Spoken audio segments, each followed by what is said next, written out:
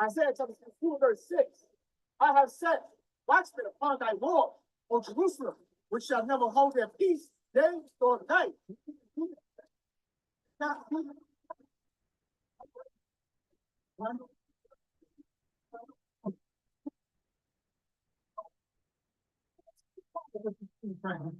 We back outside. While we was in China, we still doing that long. Right. While we was in China, we still edifying the devil. We back outside. So let's Bubba. Just good. I mean, in the woods, man. I mean, we was out there, man. You understand? A beautiful feeling, a beautiful experience, man. You understand, man? But bring it out. You understand? Where the signal be. You got the moon and the sun, man. You understand? That's basically what you got, man. Moon and the sun, right? You understand? Good. Right? Yeah. While we out in the woods, man, we still not even trying. You understand? And we you understand? Right now, when you hear on the song, these songs, right? 119. Bring that up. The book of Deuteronomy, chapter 28, and verse 68. You know, brothers and sisters that think you're bad, that think you're millions, you're trillions, you're billions of dollars, man. You understand? You're game set. You understand? You being an artist or you being a movie star. You understand? Because you voted for Kamala Harris or you voted for Trump. Okay? You won't be saved in that. You understand? Let's see who's going to save you in that. And the Lord shall bring thee into Egypt again with ships. By the way whereof I spake unto thee, thou shalt see it no more again. Mode in Babylon. But these weak, pathetic excuses of and bond women. And that's what we still are today in this captivity. You understand? That's what we are still to this day in this captivity. We are still a slave man and slave woman. And no man shall buy. Which means no man is going to buy you, which means no man is going to save you out of this. Kamala Harris ain't doing that. John, all praises. Absolutely none of that's going to happen. Kamala Harris officially out. Donald Trump officially in, not officially.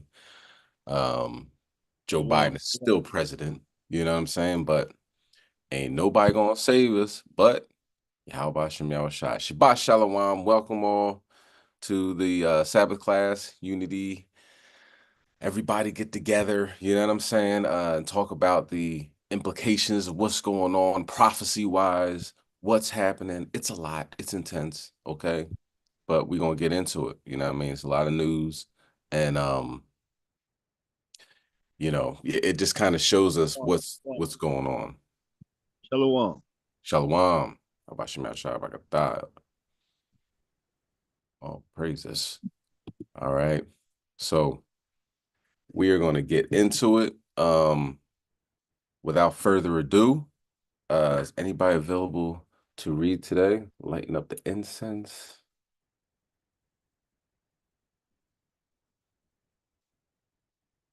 Right.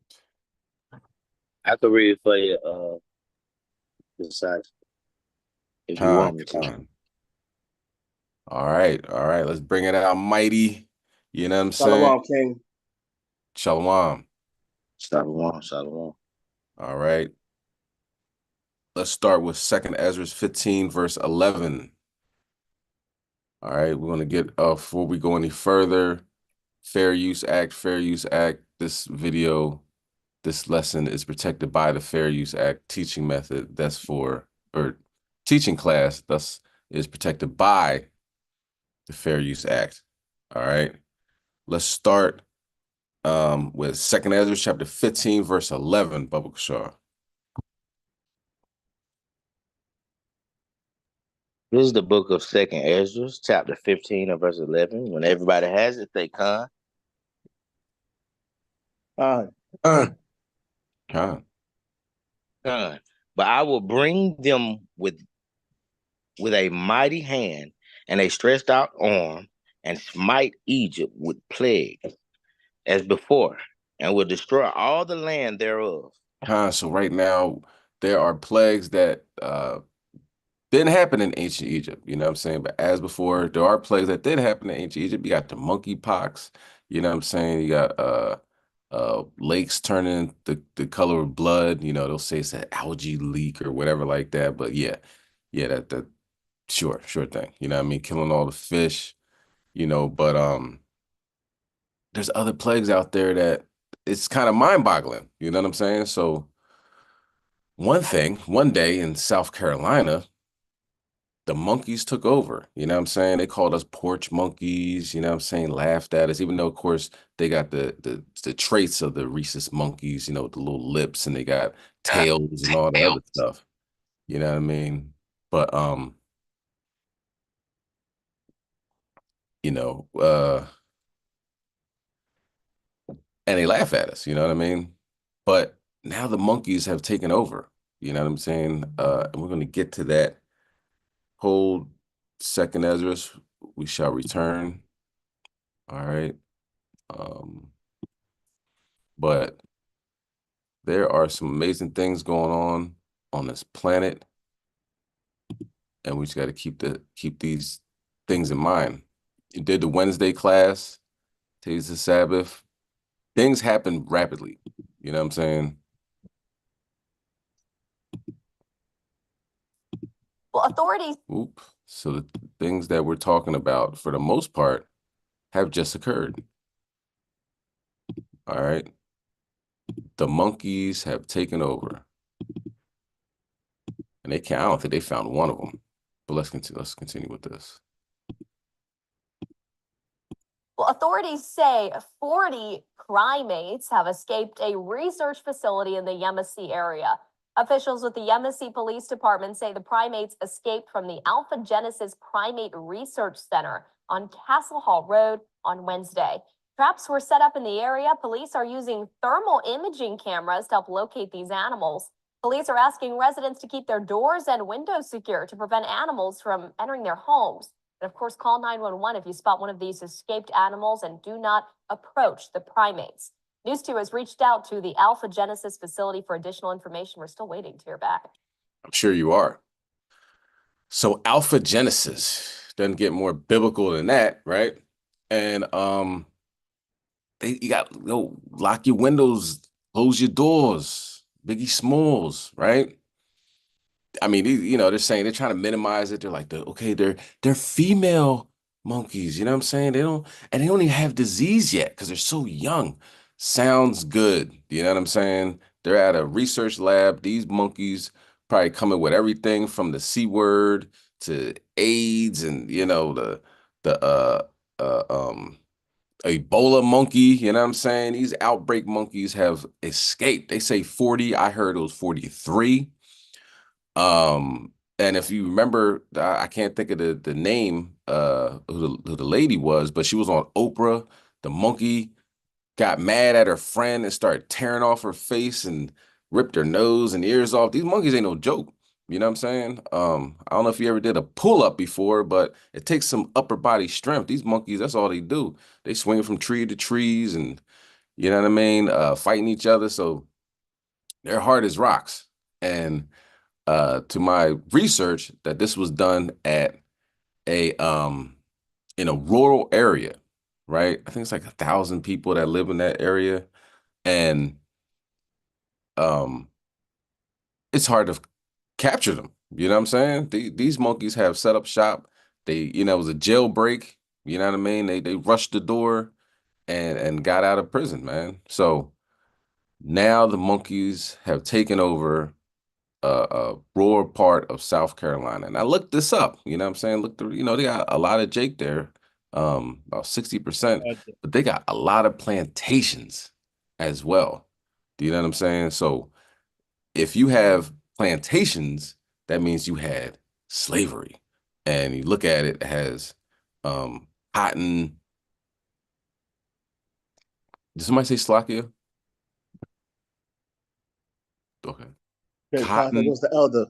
Okay. Shalom, elder. Shalom, shalom. Con.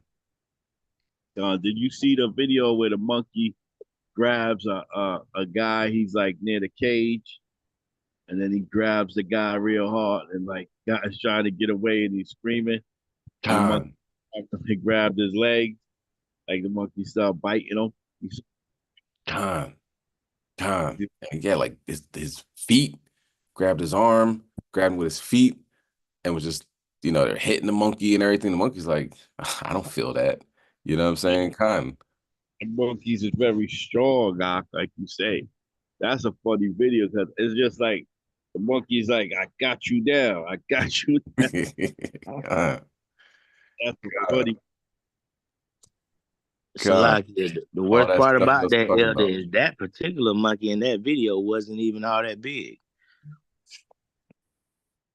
Con. The monkeys is strong though. Yeah. Con. Like they they will definitely grip you up, you know what I mean? They laughing at the monkey the whole time, and oh, you want this banana monkey? He's like, I'll bide my time. I got you. Sooner or later, you're gonna slip up. Boom, got you. And they're hitting the monkey, and he's like, come on, man, I fight other monkeys. Like, what is your little bat or little stick gonna do to me? You know what I'm saying? So yeah, these monkeys are you know, uh uh can be highly aggressive, are strong, and they apparently uh have taken over, and it might just keep on going. You know what I mean? The monkeys might have little monkey babies and stuff like that, and then Planet of the Apes. You know what I'm saying? Planet of the Apes starting down south where the plantations are. You know what I'm saying? They have some huge plantations down there. So and now they're tourist attractions. So if you look it up, you're like, okay, this is I think it was the Francis plantation or something like that, Francine plantation or Francisville, I'm not sure. But you're like, oh, it's a tourist attraction. Oh, it has the kids can come and a bed and breakfast, and you know what I'm saying? You would think people weren't, our ancestors weren't getting beat and raped and lynched and you know what I mean, and killed and stretched out on with horses, you know, on this land. Because now it's like, hey, come on down, visit us, have some uh uh you know uh uh some pancakes and orange juice, you know what I'm saying? Here where we destroyed people for centuries upon centuries while working sun up to sundown. Well, now the monkeys are out, and I don't think they caught near one of them. Okay, so let's you read verse 12. Verse 12. Egypt shall mourn, and the foundation of it shall be smitten with the plague and punishment that Yahweh shall bring upon it. So Yahweh is bringing plagues and punishment and the monkeys. You know what I'm saying? The plague monkeys are now out, and they can't go outside. I don't know what they're gonna do. School? Can you walk to school? Can you sit at a bus stop? Can you go to work before the monkeys say, "Look, I haven't eaten today," and you look like you're pretty healthy. You know what I'm saying? And monkeys might just take over and start eating people.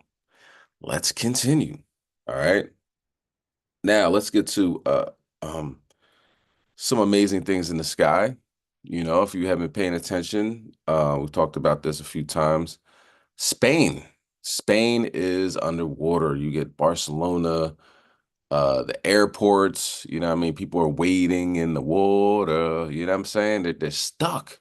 They can't even go anywhere. They had to cancel flights. You know what I mean? Because the Most High has put a storm system and parked it literally over Spain. You know how it rains, it's like, oh wow, that was a bad rain. Spain, it has a dark cloud over it as we speak, right? Like you know, what's that guy on the Peanuts or whatever? You know what I mean? Like, yeah, he always walked around with the dirt all around him and stuff. Spain has a dark cloud just sitting over him like a cartoon. And how did that happen?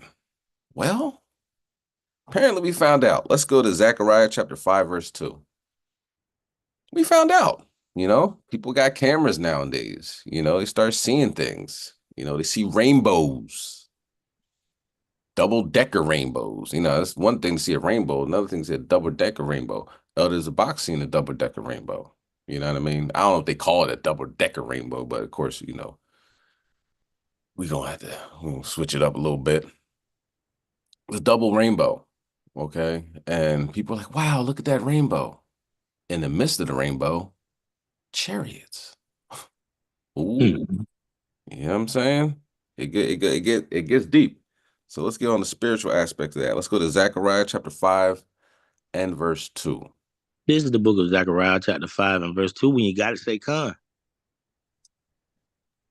Con. Con. And he said unto me, what seest thou? And I answered, I see a flying roll. The length thereof is 20 cubits, and the breadth thereof 10 cubits. So it's like 30 by 15, 30 feet by 15 feet, which is the typical size of your average chariot that you see. You know what I mean? Of course, there's big chariots that miles long, people see them. They're like, it looks like a football field or two, 3 football fields. It blocked out the stars. That's the only way I knew it was there. You know what I mean? They have cloaking mechanisms, of course. Very technologically, advanced. And you can look at this thousands of years ago. What was flying up there? Was it a drone? People say it's a drone. Oh, that's an airplane. Oh, that's Jupiter. Nothing was flying at that time but the chariots. All right. Let's go. You can read verse 3. Verse 3.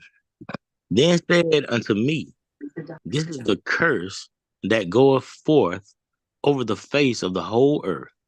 For everyone that stealeth shall be cut off as on this side according to it. Con. So who steals? Edomites. I mean, not saying the Moabites haven't stolen or, you know what I mean? But when you get down to it, the border of wickedness are the Edomites, right? And Spain, they are the Edomites. You know what I'm saying? Portugal, Edomites. That's why you go down South America. They speak Spanish. They speak Portuguese. 10 tribes speak Portuguese, Spanish. You know what I'm saying? These are like the colonizers. We speak English. You know what I'm saying? For the most part, because we were colonized by Britain and the so-called English. Okay. Now, Most High getting them back. Let's watch this video. Hey there, today I have a fascinating yet tragic story for you. Picture this, the sky over Barcelona, Spain, displaying a double rainbow, sight that usually brings joy and wonder. But this time something eerie happened. Strange lights were seen moving across the sky, leaving everyone baffled. These lights, captured on video, sparked intense debates whether UFOs were explained. The video shows these lights dancing in the sky just days before an unprecedented disaster struck. Spain was hit by the Dino storm, a meteorological phenomenon that brings heavy rains and storms to the Mediterranean region. This year, it unleashed catastrophic floods.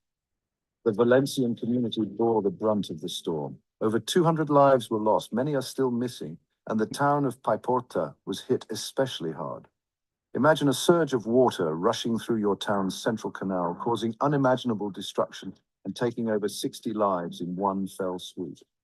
The devastation is heart-wrenching. Now, back to those mysterious lights. Some believe they were a sign, a warning of the impending disaster. Others are skeptical, leaning towards more earthly explanations. But the coincidence is hard to ignore, adding a layer of mystery to an already tragic event. The floods left a path of destruction in their way. Homes, businesses, and essential services were obliterated. Rescue workers are still on the ground, sifting through the wreckage, hoping to find survivors. The scale of the disaster has overwhelmed local authorities, with the mayor of Piporta admitting that this situation is beyond the town's capacity to handle. The military has stepped in, deploying helicopters and soldiers to assist in the rescue and recovery efforts. Health risks are now a major concern as stagnant water and debris can become breeding grounds for diseases like hepatitis A and tetanus. The affected communities are not only dealing with physical destruction, but also emotional distress and potential health hazards. The Spanish government has promised substantial aid to support the affected region, but local officials in Valencia are calling for more help. The cleanup operation is massive, with volunteers and authorities working tirelessly to clear debris and restore essential services. For those who have lost everything, the road to recovery will be long and hard. This disaster is a stark reminder of the destructive power and the importance of being prepared. As Spain begins to rebuild, focus will be on restoring infrastructure, supporting those who've suffered, and learning crucial lessons to mitigate the impact of future disasters. That's all for today.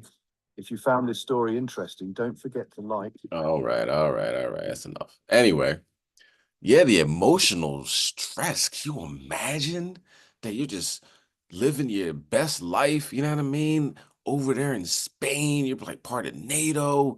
You're telling Israel one thing that he told Israel, like, we gotta maybe not arm you guys if you keep on bombing Gaza. And God was like, who are you stopping? You ain't stopping nothing. Let me shut these floods over there. But you know, it doesn't have to be just that. Obviously, these people are terrible. You know what I'm saying? They are the colonizers. And, you know, you're living your best life. You had like 4 months of sick time. You know what I'm saying? If your wife has a child, you get off for like 3 months, and like they have some amazing benefits over there in Spain because they stole everything. Everything they got, they stole. The gold that Spain stole, you know what I mean, from the Gad and everybody over here, right? It was so heavy, it sank the ships. Do you know what I'm saying? So they can afford a lot over there. So the Most High says, okay, living your best life, bring on the floods. You know what I'm saying? Hopefully you got your water boots on. You know what I mean? Maybe you need some stilts. Okay.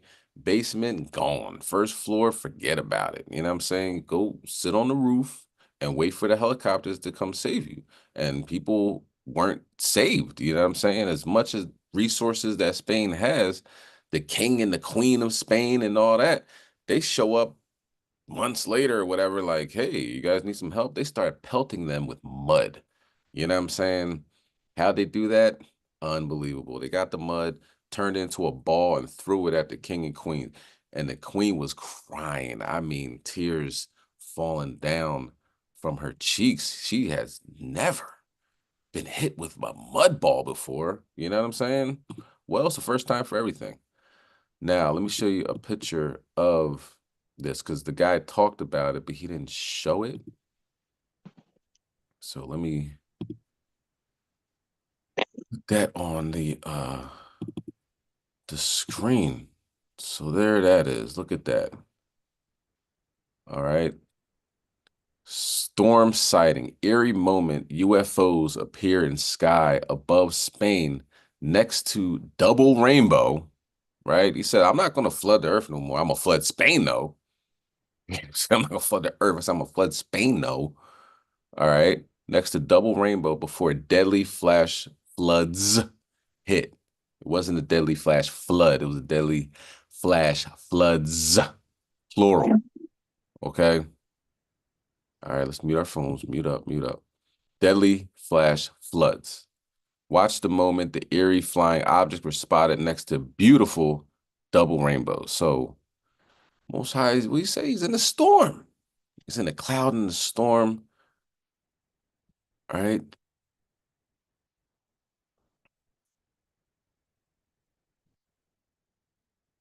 That's amazing. You know, so you're taking pictures of the rainbow, but come to find out, the chariots are right there.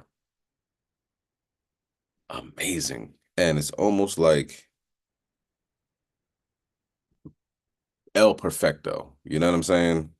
I don't know if that's Spanish, but it is amazing to see the power and strength of the Most High God and how he's paying back our enemies. You know what I'm saying? So in this beautiful Shabbat class, we should say, Dawada Abba, appreciate you. You know what I'm saying?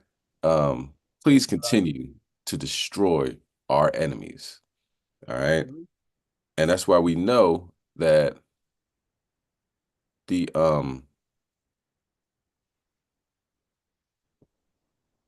make sure y'all mute your phone, y'all. Testing, can you hear me? Con. Shlaki. There's actually footage of them being pelted with mud. Do you have it? I could send it to you. I don't, but hold on. Is it on YouTube? It's on CNN News. Let me see. Let me see if I can find it.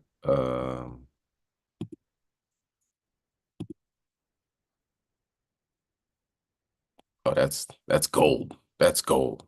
Spain royalty.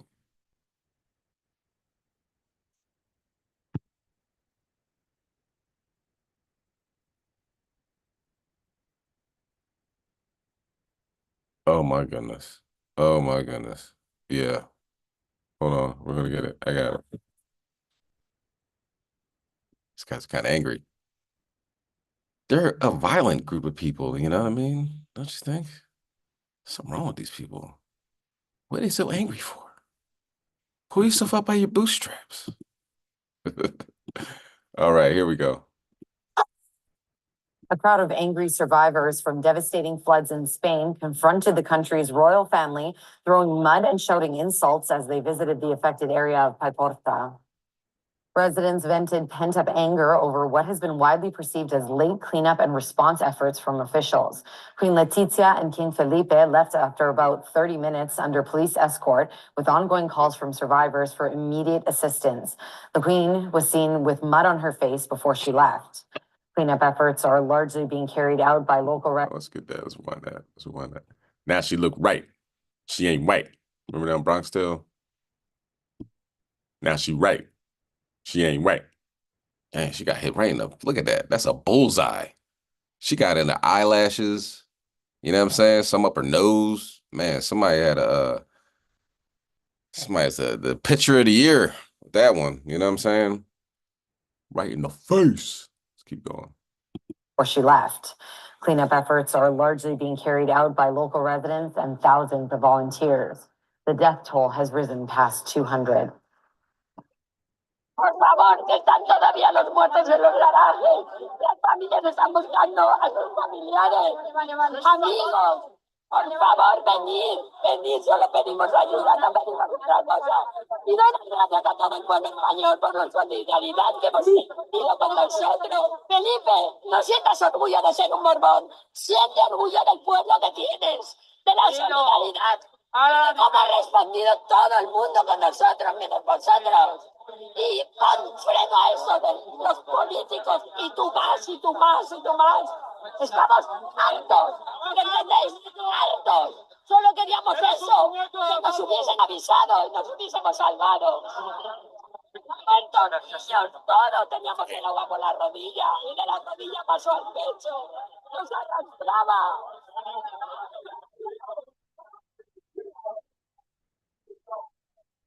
No es por ustedes no es por ustedes,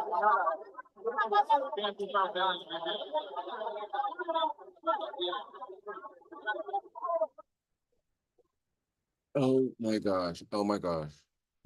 For we say Queen Latifah? Something like that. Does that sound like say Queen Latifah? Oh man, y'all to bed. Queen La, whatever her name is, she's crying, she's upset, she's frustrated, and they call them murderers. But as you can see, it was the chariots. it was God, it was Elohim that brought on that dark cloud over Spain. But you know what I mean? You really could look at it as it's everything Spain has done and destroying the world and destabilizing countries, stealing people, resources, and all that. And the chickens are coming home to roost.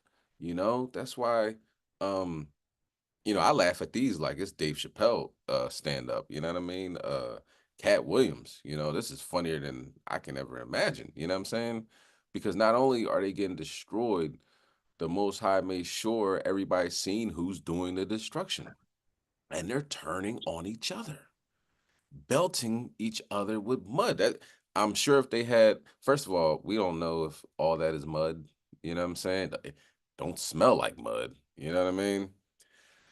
But they got a lot of it to go around, and it's not like normal mud. That's that floodwater, septic tank overflow, toilets are everywhere type of mud. You know what I'm saying? That's that sewage mud.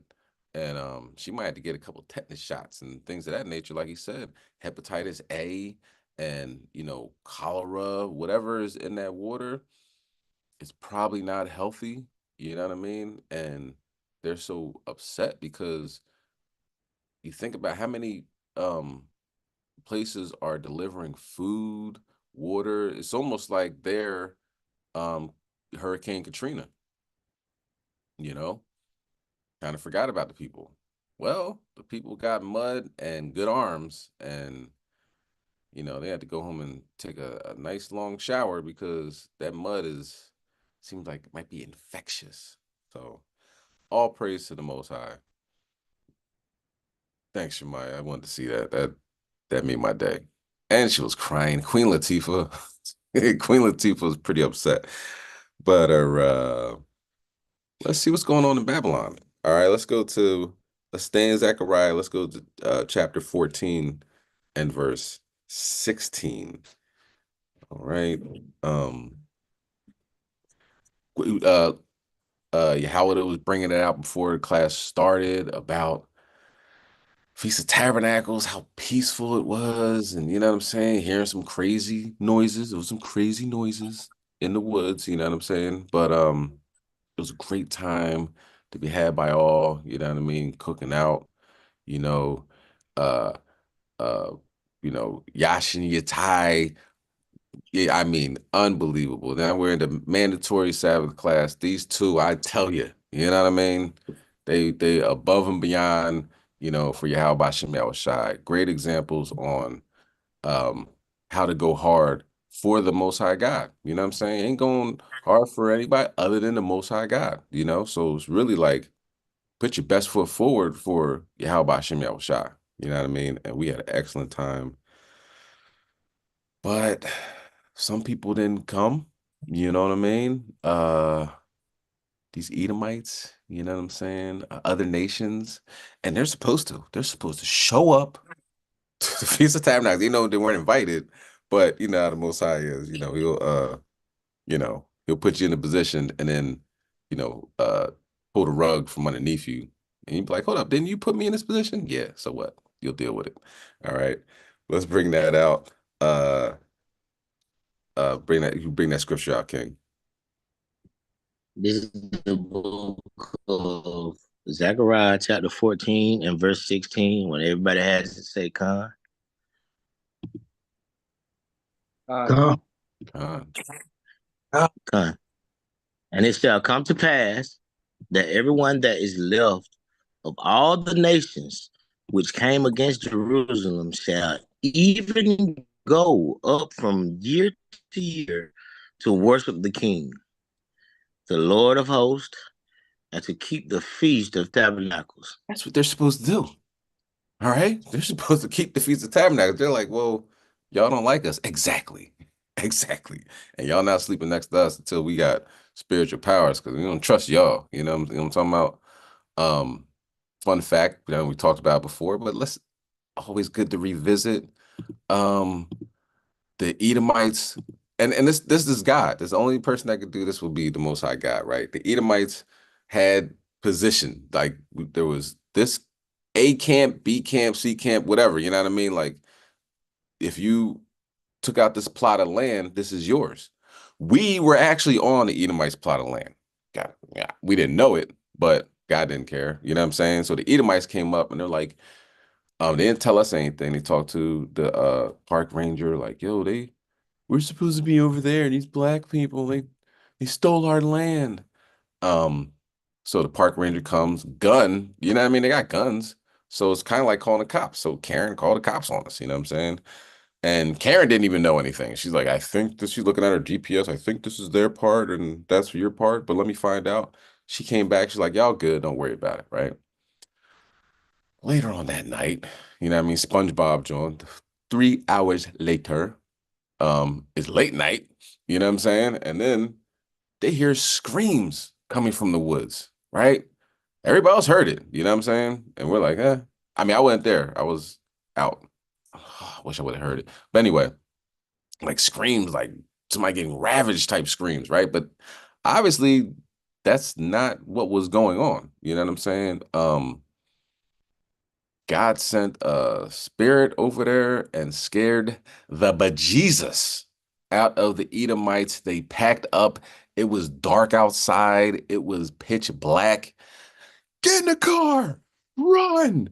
And walked over to the elders and was like, I don't know, it's not you guys, but we're gonna leave because the kids are scared and I don't know what to do. And you know, I mean, walk by Esau, you know how to get that fake smile, like I can't stand you, and you know, we can't stand you either. You know what I mean? He got a little weapon on him and everything. That weapon wasn't doing nothing with something you can't see because the kids were crying, gone with the wind. All praise to the Most High. That happened on Feast of Tabernacles, right? So really, realistically, y'all can't come and hang out with us anyway, because God's gonna get you out of there, you know? And we're not gonna invite you. Okay. Anyway, can you read the next verse? Verse 17.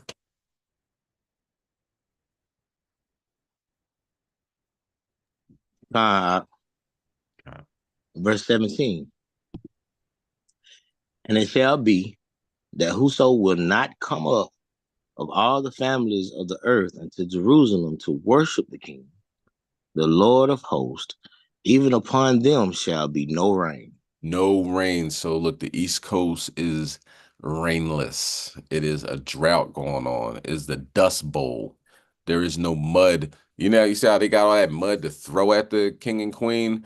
You ain't doing that. You getting that and it's just right in the air because it hasn't rained in a long time over here. So now they're saying you need to conserve water. You know what I mean? The cranberry farms in New Jersey are in trouble. You know, there's fires in Blue Mountain in Pennsylvania, all that Trump country. They're like, oh, Trump advanced 2024. Well, need a little bit more because now it's all types of fires going on the mountain. You know what I'm saying? Which is symbolic. The mountains are burning. All right. Um, they say, wait, see, he touches the mountains and they smoke. You know what I'm saying? I think it's in Nahum. But also in New Jersey having fires all over the place. And let's talk about it. Breaking right now at noon on CBS News Philadelphia, we have two large wildfires burning right now in South Jersey. One broke out this morning in Evesham Township and some homes are being evacuated. Another is still burning out in Jackson Township. Good afternoon, everyone. I'm Jim Donovan. We have team coverage of both of these wildfires. Let's start with the one burning in Evesham Township, Burlington County. It's in the area of Kettle Run Road near the Black Run Preserve. Our Brandon Goldner joins us live now with the very latest from forest fire officials. Good afternoon, Brandon. Good afternoon, Jim. The smoke is incredibly thick here in Evesham Township. Our photojournalist Tom Gardner is going to show you just how thick the smoke is. We've been watching a Forest Fire Service chopper that's been flying overhead, and it's been unbelievable to see the chopper flying in the blue sky and then disappearing in the smoky conditions. We do know from Evesham Fire Rescue that some homes on the west side of Sycamore Avenue are being evacuated right now. Let's take a look at this map. This shows Kettle Run Road that is shut down between Hopewell and Braddock Mill Roads. New Jersey Forest Fire Service says 50 homes are threatened. Crews are on scene assessing this wildfire, so we're awaiting from Forest Fire Service just how many acres this wildfire is and how much of it is contained. We've continued to see on the road we're at where we've been seeing Forest Fire Service trucks coming in and out throughout the day. We've also seen several other fire rescue companies that have been coming in through, from Evesham to also Mount Laurel Fire Department. We're working to find out if there's going to be any sort of news conference that will be had about the update on the latest conditions of this wildfire. We will also keep you posted once we know of any additional evacuations that are taking place. I did speak to a homeowner that said that he came home from work just to get ready, just in case they had to be evacuated. We'll keep you updated. Sending it back over to you, Jim. Thanks so much, Brandon. Meanwhile, also breaking right now, another wildfire fight in South Jersey. This one's already burned 300 acres in Ocean County, not far from Six Flags Great Adventure. The New Jersey Forest Fire Service just gave us an update on the fire a short time ago. Ryan Hughes joins us live now from Jackson Township with the very latest from officials. Good afternoon, Ryan. Jim, good afternoon. Fire officials telling us they are now starting to make progress on this wildfire here in Jackson Township that has now been burning for 24 hours. They say these dry conditions are just fueling those flames, and they haven't seen a dry stretch like this in a very long time. 6 homes remain threatened this noon, but those homeowners that were asked to evacuate last night, we are now told they are allowed back in their homes. Let's give you a better view of this wildfire burning here in Ocean County from Chopper 3. You can see that smoke billowing from the forest there. That smoke can be seen and smelled for miles. This fire is burning in the Collier's Mills Wildlife Management Area near Stump Tavern Road. Overnight, the fire has grown to 300 acres, but it's now 40% contained. The New Jersey Forest Fire Service has dozens of firefighters on the ground. They're using bulldozers and working hard in these warm and dry conditions, trying to prevent the fire from spreading further. Officials tell us since November 1st, they have been battling more than 100 fires across the state. Just a few moments ago, we spoke with a woman who lives across the street from where this fire started. She had to scramble to get her young son and family and all of her things together before being evacuated last night. Oh my God, the wind was just blowing the smoke and the leaves around so much that I was afraid. I was really afraid that it was just gonna be on the house. Like, that's why my husband blew off the roof and hosed everything down before we left. Crews have been busy, being stretched, doing their best to, suppress all these fires that keep happening. It's not gonna really affect the suppression or the new start potential out there until we get significant rainfall. And yes, officials saying that these back-to-back fires we are seeing in the city of New Jersey is now taking a toll on those firefighters. Out here, a main challenge is the leaves that are falling. If they fall on those flames, they are then starting smaller fires that firefighters have to quickly contain. We are told from fire officials that crews will be out here nonstop, keeping a close eye on this wildfire, making sure that the perimeter is secure. That's the very latest. We are live in Jackson Township. Ryan Hughes. Jim, back to you. Thank you, Ryan, for that update. Now let's check in with meteorologist Grant Gilmore for more on the weather conditions that are contributing to these wildfires. Good afternoon, Grant. Good afternoon, Jim. So many different angles of how we can analyze the fire and the weather conditions that are producing this fire weather across the air. I want to start with our changing wind direction out there. And we started the day with a southwesterly wind, which we've had for the last couple of days. More on that in just a second. But our wind speeds are really not all that impressive. Wind speeds across the area are around 10, maybe in some cases across the Lehigh Valley, around 15 miles per hour. But here across South Jersey, those wind speeds are around 5 to 7 miles per hour, but the wind direction is out of the west. Head over here with me. I want to show you the wind speeds earlier on this morning, which was the case across the area yesterday and the day before, southwesterly wind.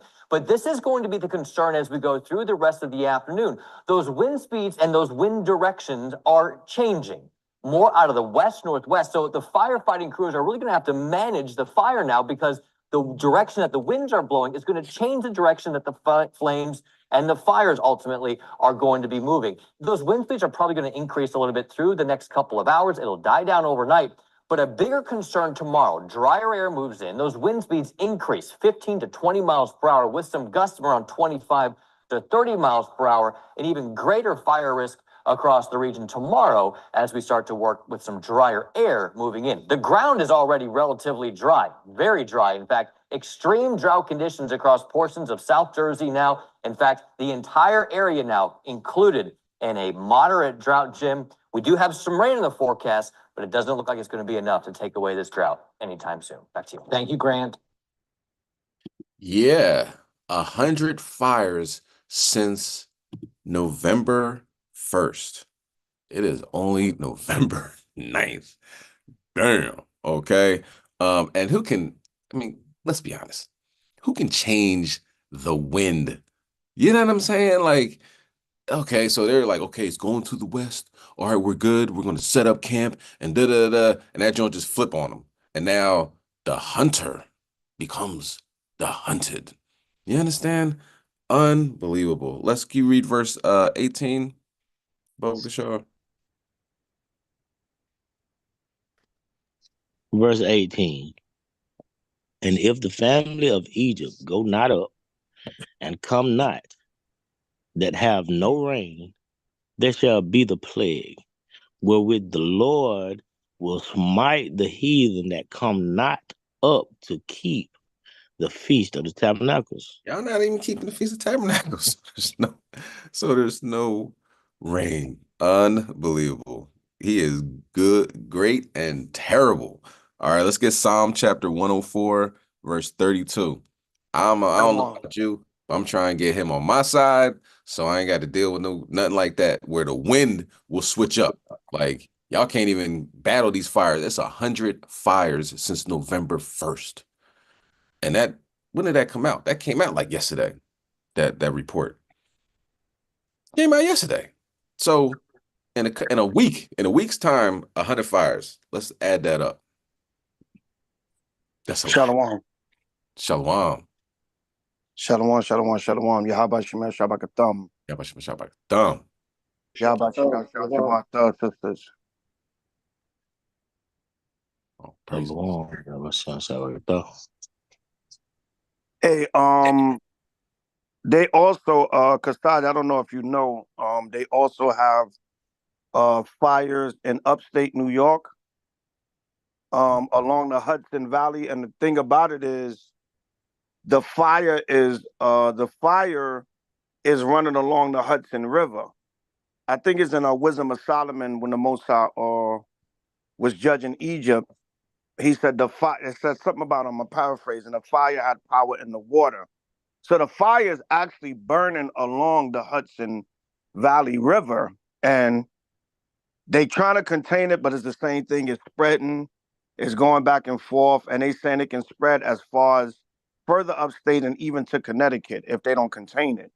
Also, there's fires in California. There's two regions in California where they're having fire. You know, Cali always having fires, but in the last couple of years, when you look at it, the fires in Cali have been increasing, and it's burning up millions upon millions of acres of land. You know, because you got a lot of just uninhabited land in California. So the Most High is definitely bringing that spirit of fire. New York, upstate New York, New Jersey, and on the West Coast. And they saying the New York fires can even spread as far as to Connecticut. Get one verse, Psalms 148 and verse 8. Khan, this is the book of Psalms, chapter 148 and verse 8. When you got it, say Khan.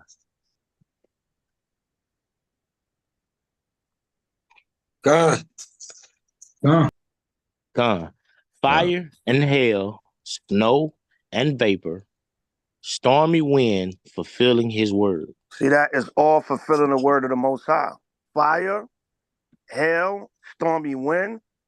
Like Kasaja was bringing out, you trying to set up camp one place, and then the fire and the wind blows and burns up that area, right? So this is all the will of the Most High, that he's bringing these judgments on the earth while, Trump has become president. So it's just a beautiful time of prophecy. One more, Wisdom of Solomon 19 and 20 in the Apocrypha. Brother Abshaya shared the scripture, Wisdom of Solomon 19 and 20. Because the fires are burning, like I said, they burning right alongside the water. You know what I'm saying? So the Most High just showing you, nope, you got water right there, and I can still bring the fires and burn them. Because I'm gonna burn Babylon up in damn nuclear fire. Read Wisdom of Solomon 19:20 when everybody have it. Say, Khan. Khan, this is the book of Wisdom of Solomon, chapter 19 and verse 20. The fire had power in the water, forgetting his own virtue. The water forgot his own quenching nature. Right? The scriptures say the fire had power in the water. The water forgot its own quenching nature. The Most High can make the water forget how to put out the fire. So that's what's happening up. And these are all racist. I think out in Cali is more. These are all racist areas. We know South Jersey's racist as hell. Upstate New York is racist as hell. Cali is racist as hell. Even in LA, even in the inner city is racist. And that LAPD is the damn worst, man. So the Most High is burning all these racist places up, man. And I want to go back to what Kassad just said. We stole Esau's land for the Feast of Tabernacles. Esau stole our land, so we stole their land. Because we technically, when I looked at the map and I talked to the ranger, we technically were in the wrong area. But when they came to talk to us that Monday, I said, well, look, man, we got children out here, we got elderly people. Like, it would have been too much for us to lift up our tents and move all our stuff. We were already set up. He's like, no, you guys were fine. You guys were fine. But the Rangers were actually butt hurt that whole situation happened. But it was some Edomite teenagers and young adults that was doing all that screaming. And y'all know when Esau scream and stuff, they sound like demons and they're loud.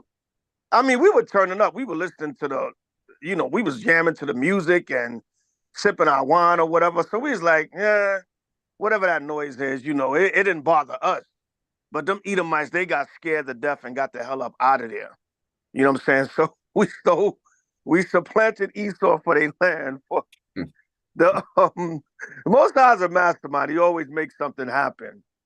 But the screams were their fellow young demonic damn Edomites. They probably was trying to scare us out of there. Oh, we got niggers camping. It's Halloween. We're gonna scare them out. And then they shot off some firecrackers. Well, I did a live video on Facebook about it. But yeah, the Most High is always showing his power. So, brothers and sisters, remember, no matter what we're going through personally, the struggles and things with this truth stuff happening in your personal life, your family, within the congregation, things, the Most High always comforts us and show he's still with us. And look, you're going to go through these trials and tribulations, but I'm still bringing prophecy and I can still give you power over the heathen in their own setup, in their own rulership. I can chase them up out of here by their own little demonic damn teenagers and young adults call themselves doing a Hollywood prank to scare us away from camping, and they ended up scaring the Edomites, and we stayed there the whole time. The Most High had it to where, hell, I didn't leave until sundown on the last day. I didn't leave until actually the Feast of Tabernacles was over, and Esau was out of there within a couple of hours. That by 12 o'clock, it was a ghost town. The Most High packed them the hell up out of there. They were like, we're scared. The children are scared. We're not going to take a chance. And, they had men with them. And like Kassad said, they were armed. They had men with them. But they were like, nah, the children are scared. We getting out of here. I was like, oh, no, stay. Why don't you guys stay? Don't. You look like you was having such a great time. I'm pouring it on. But I'm like, man, get your ass up out of here. So we can have the campgrounds to ourselves. So the Most High is a mastermind. So brothers and sisters, don't give up. There's a lot going on. There's a weird spirit out here. It's a weird energy. Satan trying to put just weird vibrations in the air, but stay strong. The Most High is always showing us that he with us. And I yield on that. Kwame Shalom. Kwame Ashala, throughout elder. Yeah. Amazing. Simply amazing. Let's go to, with that in mind, with the Hudson, let's go to 2nd Ezra chapter 7.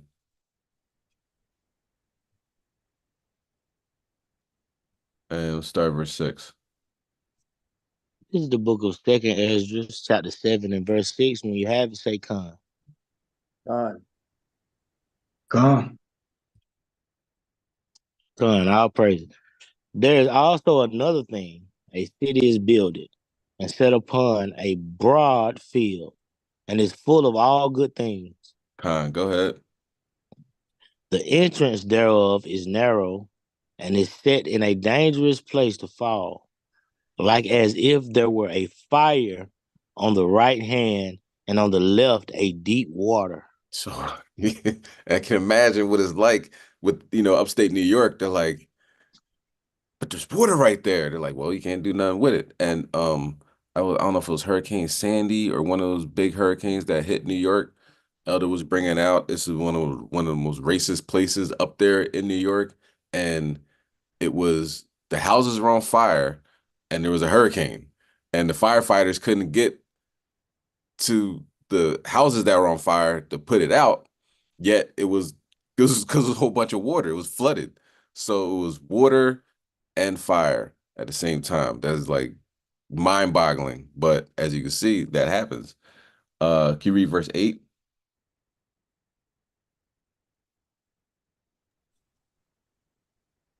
And one only path between them both, even between the fire and the water, so small that there could but one man go there at once.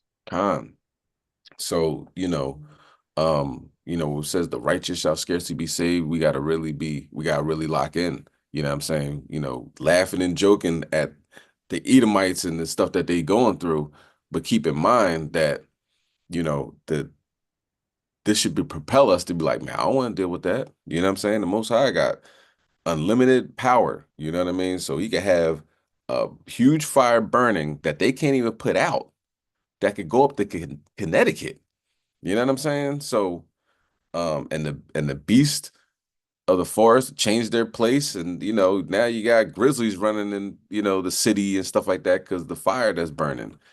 So it could be definitely other implications as well, uh, other than that fire, because that's where the other animals go to drink water and stuff like that. So now they're out of their place. So you know um, people could get caught up like that. You know what I mean? So as we going through this, as we, what I mean, praising the Most High for these judgments, just keep in mind that, you know, this stuff is serious. You know what I mean? People are really losing everything in these situations. And if we stay diligent, we keep going the way, you know what I mean, we supposed to go, increasing ourselves every day, reading more, studying more, getting closer and closer to the Most High, then good things will happen. You know what I mean? Being stagnant right now it ain't gonna happen, man. They ain't the move. You know what I mean? Trump is about to get people lifted up their shoulders. You know what I'm saying? Now stand up straight, because he's telling you, yeah, Project 2025, whatever. He don't have nothing to lose because this is last presidency. And he even said before he became president, I shouldn't have left in 2020. He said and he said before that, you don't have to worry about voting again because I'm pretty much saying like I'm not leaving. It's a reason why he respects Putin and Kim Jong-un. They came in power and they're like, I ain't going nowhere. And he on that same type time. So we gotta really focus in. Let's go to Psalm chapter 104 and verse 32. This is the book of Psalms, chapter 104 and verse 32. When you have it, say come.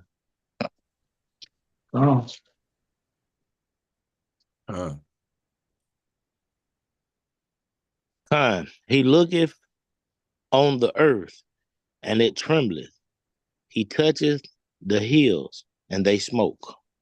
So hills are smoking. All right. Blue Mountain smoking. Like the elder was bringing out them South Jersey towns. You don't, very racist, very racist. As soon as you get out of Philadelphia and go up to upstate Pennsylvania, very racist, very racist. So what's happening? Most High burning them up. Okay. Let's get also Isaiah chapter 29 and verse 6.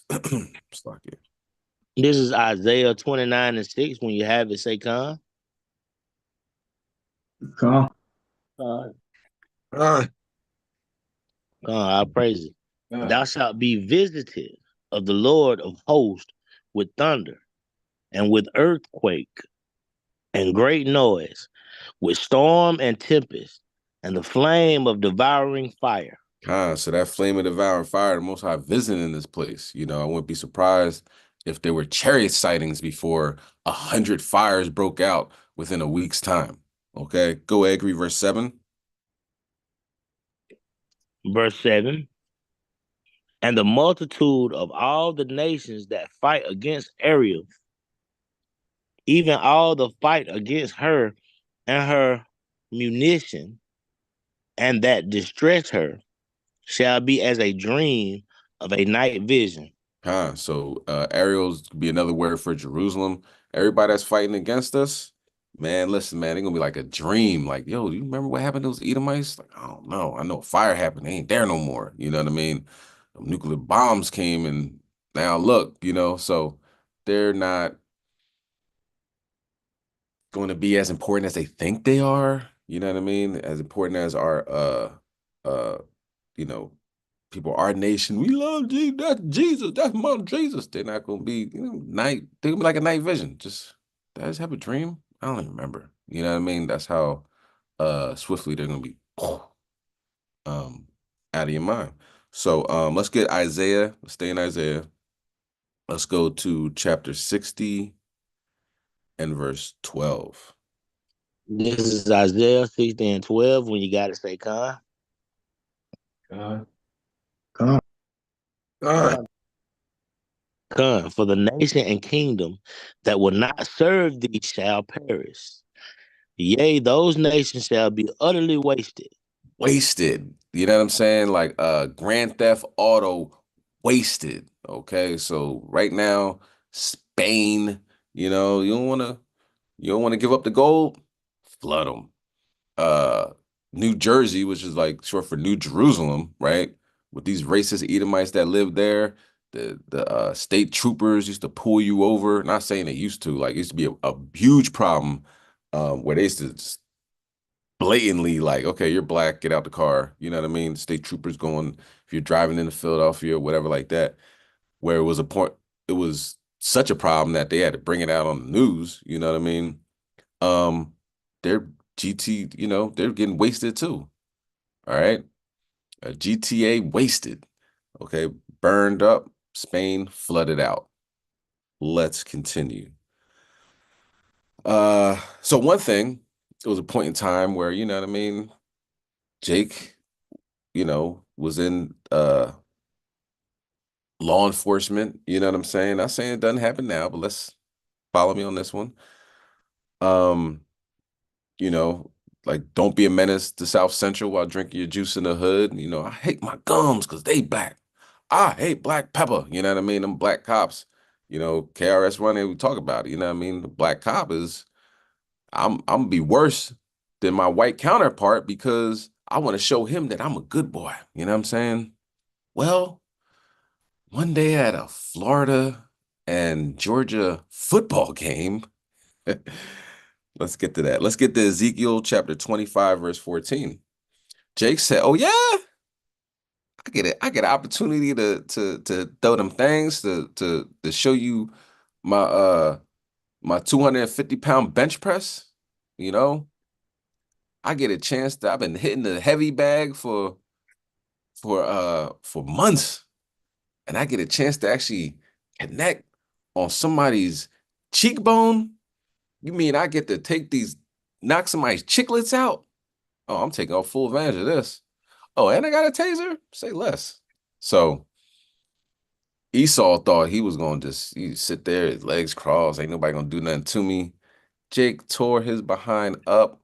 It went on the news. People spliced it with Donald Trump saying, we should have a time where we could just purge and whatever you do is I don't know if he said the word purge, but the police, you know, they could do whatever they want. Nothing, nobody could touch them. You know what I mean? And somebody spliced it with this video. I don't have that splice, unfortunately, but I have the body camera footage, so we're gonna watch that. But let's bring that out. Ezekiel chapter 25 and verse 14. This is the book of Ezekiel 25 and 14. When you have it, say, Con. Con. And I will lay my vengeance upon Edom by the hand of my people Israel, and they shall do in Edom according to mine anger and according to my fury, and they shall know my vengeance, saith the Lord God. All praises by Shema Mashiach Yahushua. Let's watch this.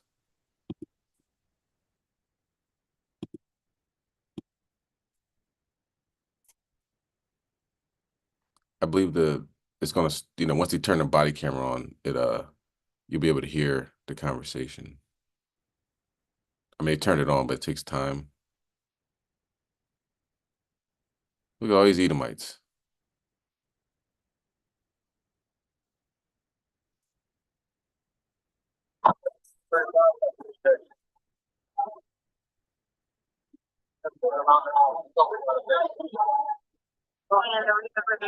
Hey, sir, you didn't check this or we all leave? Huh? This thing here? Okay, I don't have it on camera. If they're private property, they want you to leave, you have to leave. It's our private property. Listen, she was taking a video. I told you, I'm either gonna kill a cop or not leave. One, get up, get up, get up, get up, get up, get up. Put cuffs on. Stand up. Stand up. Stand up.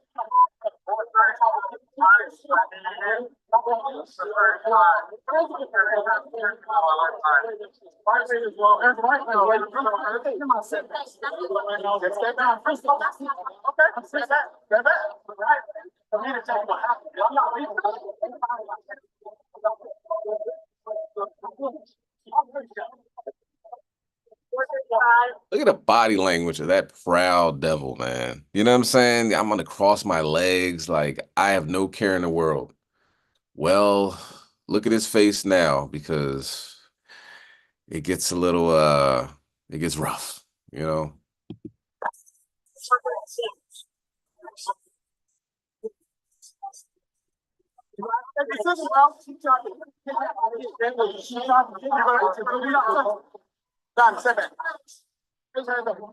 You heard him? Don't touch me, N-word. They bleep that out. My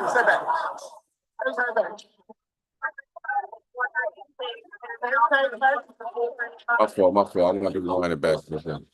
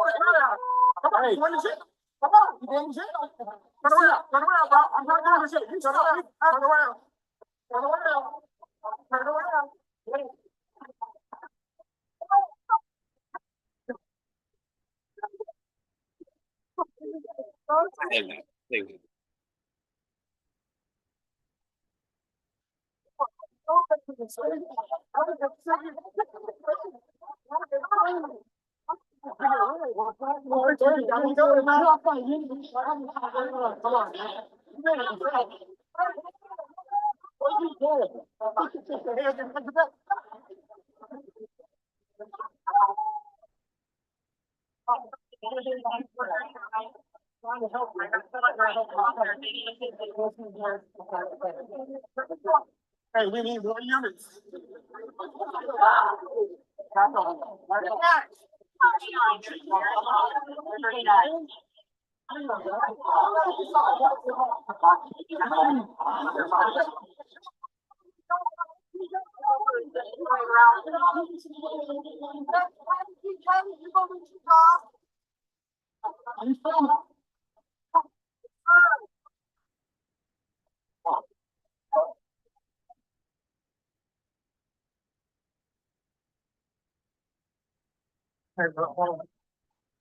Throw them peaches out the door.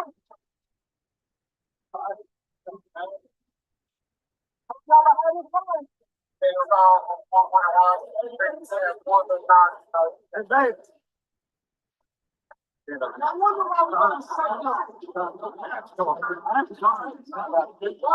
didn't say you know. Hey, Justin.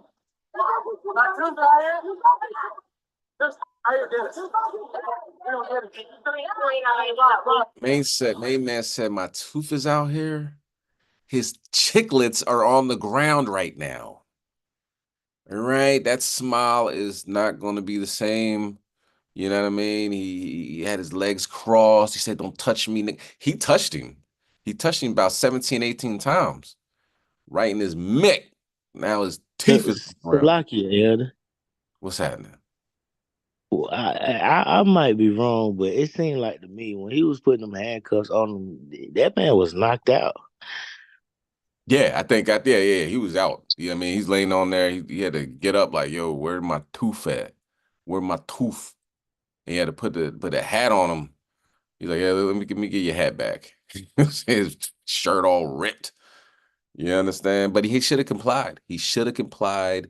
This is America. We have rules, all right, that you need to abide by. This guy, I'm sure he wasn't on his way to work. Okay, he didn't pay his taxes, you know. I mean, these people, they're just despicable, you know. He's sitting in his trailer park with his jelly sandwiches, you know, just sucking up on the teat of the American people, all right? You know, how do you even get up there, you know, in the I'm sure you didn't have a ticket to get in, but you know, these people, I mean, it's just disgusting. But I want to hear that tooth thing one more time. That's why I rewound it. Let me see. Come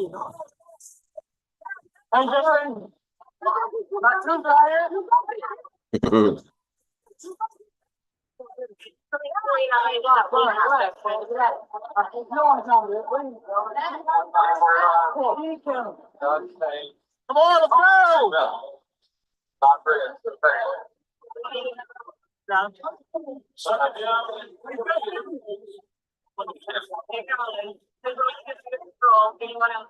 I'll tell you tonight.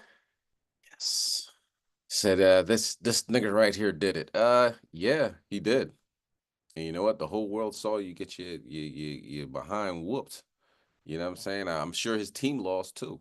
You know what I'm saying? So, well, he didn't get the chance to finish it. But that's yeah. Can you read that again? Salakia, Ezekiel chapter 25:14 for clarification purposes. And I will lay my vengeance upon Edom by the hand of my people Israel. And they shall do in Edom according to mine anger and according to my fury, and they shall know my vengeance, saith the Lord God. Yes. You know, Most High got to get off his throne. He said, send the brother up there that squats 900 pounds and, you know what I'm saying, curls to 250-pound dumbbells. Because them punches was coming. If you saw the other angle, right? This was you saw the moving around and everything. The other angle, he's whop, whop, whop, whop. And this guy's face is getting more and more just crunched up, cheekbones gone, toofuses on the floor, eye bone audible shattered. You know what I'm saying? When they read that laundry list of fractures in his face, it's major contusions, abrasions, abusions, so yeah. Anytime I want to lift up my spirits, I'm gonna turn that back on. Don't touch me, Nick. He said, what? 17, 18 times. Wow. Let's continue on with the good word. Hey, Shalaki King. So technically, this cop should have immunity. Absolutely. God. Absolutely. I would hope so, because he's putting his life on the line, for America. So he should definitely not only have immunity, I want to GoFundMe, maybe a couple of months off, paid leave. You think about it, like the stress that he's under, I mean, his hand is probably hurt right now, so he needs to take some time off, workman's comp, relax, de-stress. Okay, and he should sue the perpetrator for his racist hate crime speech. He was trespassing now because they told him to leave. He trespassed, and he used a derogatory term. Okay, that's a hate crime in my book. God. Right. Let me see if I get the other angle. Hey, Salakia. Huh. Yeah, you got to remember, like the saying goes, sticks and stones may break my bones, but words will never hurt. When he called him that N word, I believe honestly, it triggered something in his mind mentally, and Yes. it increased that fear that he had, and he was fearing for his life, Absolutely. and he didn't know what was going to happen, so he had to protect his life, and I see an honest man. Yeah. So, we definitely got to pray for the brother so his hands could be healed from, all the injuries and damages and ligaments. And Yeah. definitely, because Yeah. I was scared. I'm Yeah. behind the monitor. When he said that, I was scared. I was like, Lord of mercy. God. So, let's just pray for him, Israel. All praises. Khan King. And, Knuckles' lives matter, That cop's knuckles, you can imagine what that feels like after hitting somebody 17 or 18 times in their head. He has a hard skull. That guy obviously had a hard head. Now, I know what it says in the scriptures, you know what I mean? We're a hard-headed group of people, but that Edomite wouldn't get up from the seat. Like somebody told him, you got to go. He wouldn't listen. So his thick skull, because their craniums are different than ours. So they got the monkey type of cranium. So just those constant punching, his knuckles. I mean, yeah, we gotta throw up some prayers for that brother. And a GoFundMe is definitely needed. Elon Musk should give him $10 million in that GoFundMe. Shalaki King. God. Hopefully he gets invited to the inauguration. Absolutely. Crazy. Absolutely. Get the special seat right next to Melania. Like, look at this guy. Had to deal with a thug. He was a thug. And he got what he deserved. Six days in the hospital. His eye will never be the same, but he got it. He got what he deserved. And he got arrested. 17 years he's gonna do for a hate crime and assaulting a police officer. The way he grabbed that taser, that could have been the cop. So he was an extension of that taser. That's all I'm saying. We do have another angle.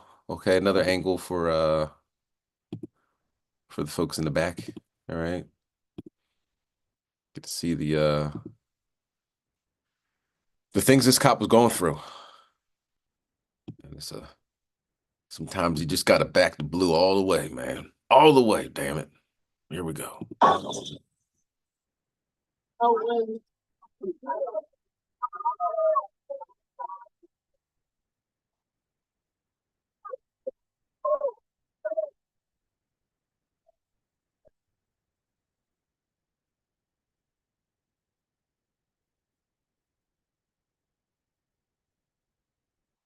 Oh, that left. Oh.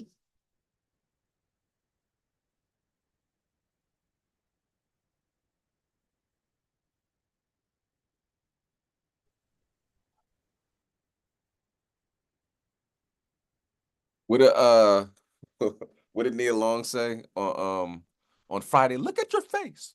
Look at your face. You know what I'm saying? Will Smokey say, put the glasses back on? That thing is done. Main man right eye is no longer. He's talking about pick up my tooth. Nigga, where your eye at? That thing is no longer as null and void. He mollywopped him. Right? And them lefts, those were George Frazier lefts. Look at the kid. He's like, I'm not look at this guy. He's like, I can't see this. I'm at a violent football game, but man, this guy right here is getting destroyed. That is unbelievable. Unbelievable.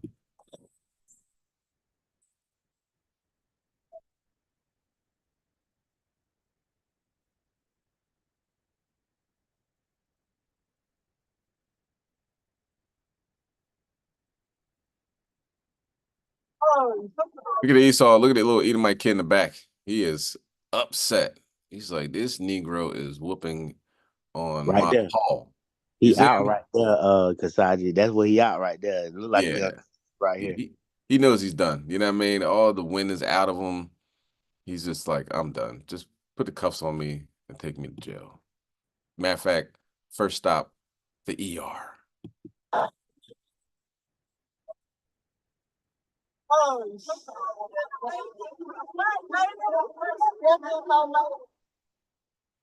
Oh man, that was amazing right there. I appreciate that.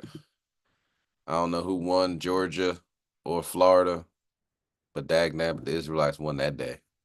They won that fight. One people should be stronger than the other. Salaki, you think you can find a close up of the officer or the white dude that he beat up? Yeah, let me see. Let me get that. We got the body cam footage. That was a different angle, but we need to get a much better angle. Let me see real quick because ABC, I don't know if they're gonna show the whole thing. Let me see. University of Georgia fans are celebrating a big. Matter of fact, we'll watch this. And like I said, I haven't obviously watched it, but if they don't have it, then somebody else that was there will have the somebody else at the game will have a better angle because everybody had their phones out. Let's see what this is.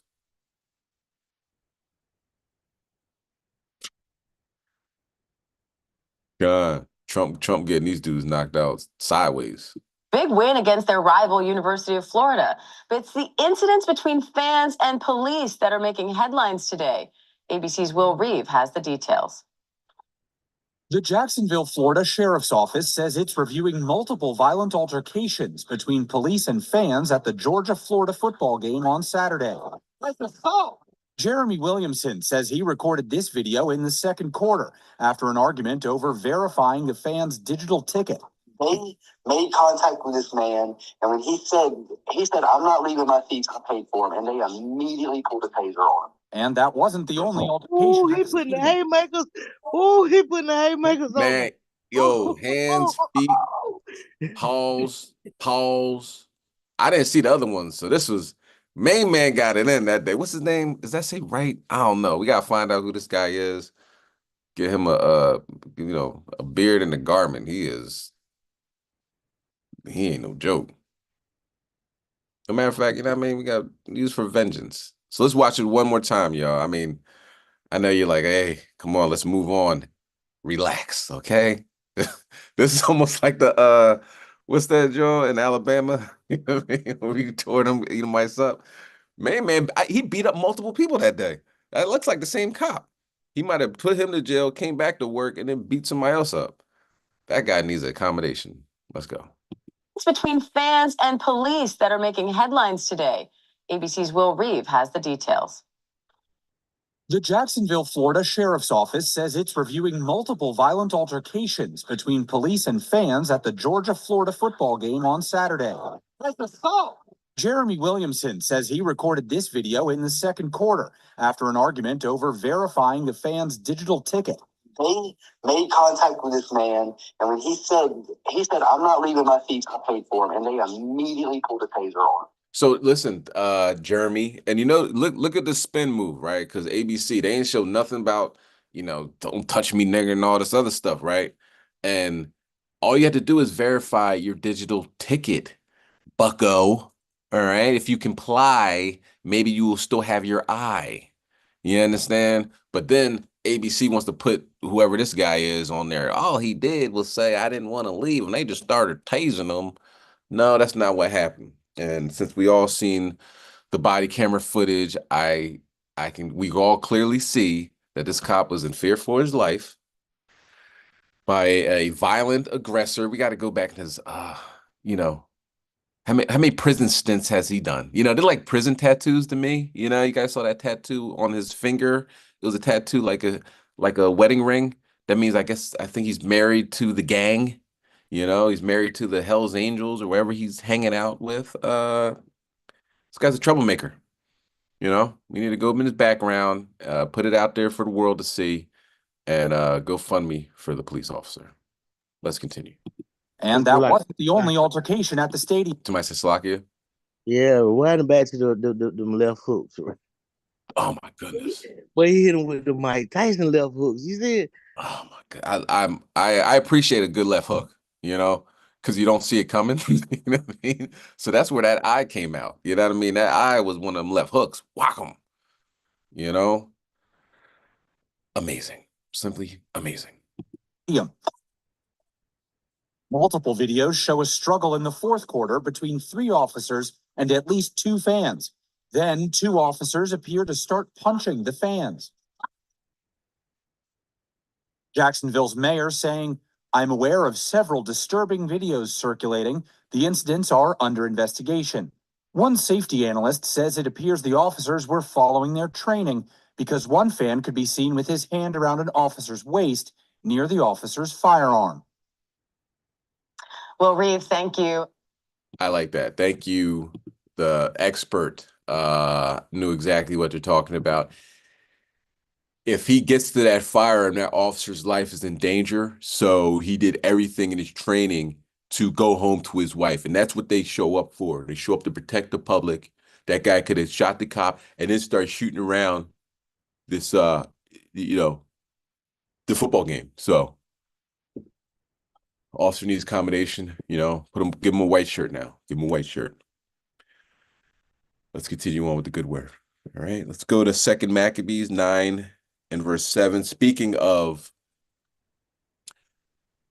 football games, you know, sometimes you get to the football game, sometimes you don't. Sometimes you comply, sometimes you won't. And so some people didn't make it to the football game, actually. We're going to talk about that. Let's bring that out. 2 Maccabees chapter 9 and verse 7. This is the book of 2 Maccabees, chapter 9 and verse 7. When you have it, say con. Con.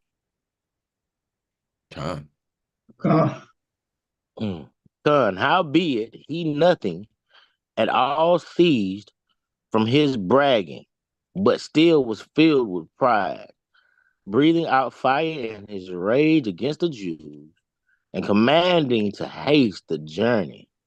But it came to pass that he fell down from his chariot, carried violently, so that having a sore fall, all the members of his body were much pained. Antiochus thought he could just do whatever he wants to the Jews. You can't do that. You know, God ain't with that. All right. We're gonna play this next video. As we do that, let's get Exodus chapter 14, verse 25. These chariots are falling apart. You know what I mean? These modern day chariots, you know, are they ain't doing too good, and people are falling victim to what they call accidents. All right. Dog catcher. That's a good one. Oh, Salakia. So we'll hold on to Exodus real quick. Hold that. But we're going to talk about these chariots and how the Most High says at the end it's going to be trouble for Esau. You're not safe anywhere. You know what I mean? You could get what you feel is a blessing, and at the same time, the Most High will turn into an immediate curse. Okay, and that's what happened to one Edomite family on Monday Night Football, I believe. Let's watch this.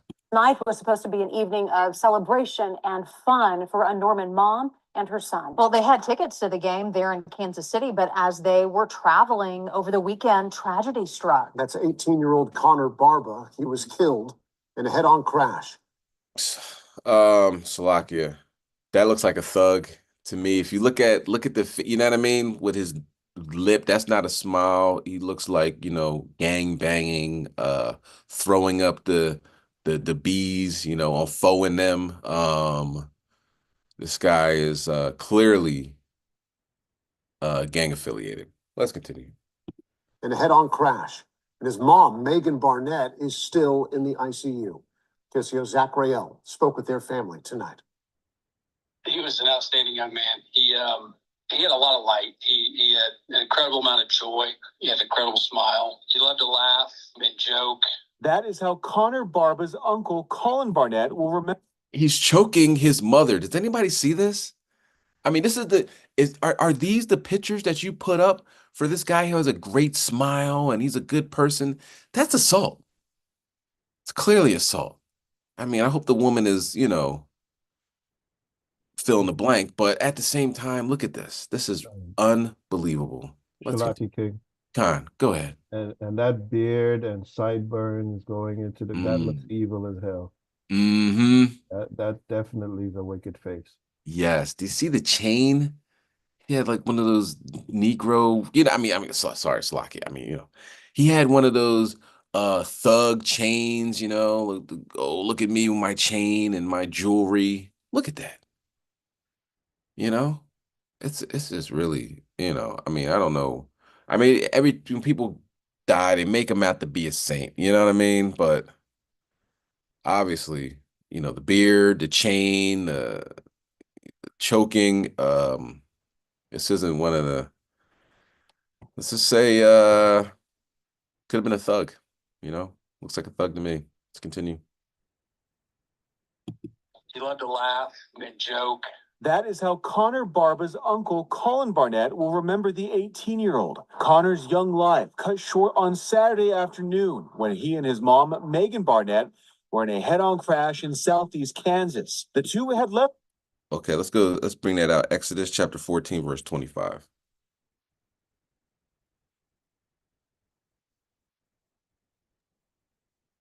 This is the book of Exodus 14 and 25. When you have it, say, Con.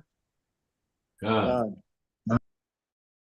and took off their chariot wheels, that they drave them heavily, so that the Egyptians said, let us flee from the face of Israel, for the Lord fighteth for them against the Egyptians. Yeah, the Lord is fighting, Everything's going good, everything's going great, and boom, your chariot falls apart. And another chariot hits you head on. That seems to be how it went down. Let's go to Psalm chapter 20 and verse 7, and we're going to continue on with the video. We'll come back to that.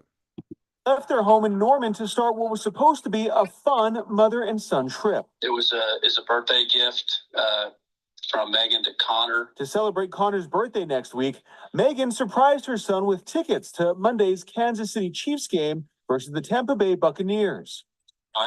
He was shocked. It was absolutely not on his radar. Barnett says both of them were looking forward to the game, though for slightly different reasons. God wanted to see Baker Mayfield play. And Megan, I think she wanted to see the Chiefs play, likely the Taylor Swift connection. But they never made it to Monday Night Football. According to Kansas State Police, the driver of a Chevy Camaro veered into oncoming traffic on a small two-lane road. The car hit Connor and Megan's vehicle head-on.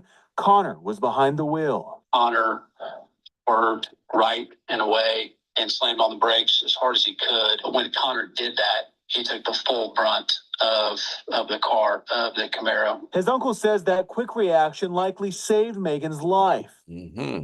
Okay, let's go to Psalm chapter 20, verse 7.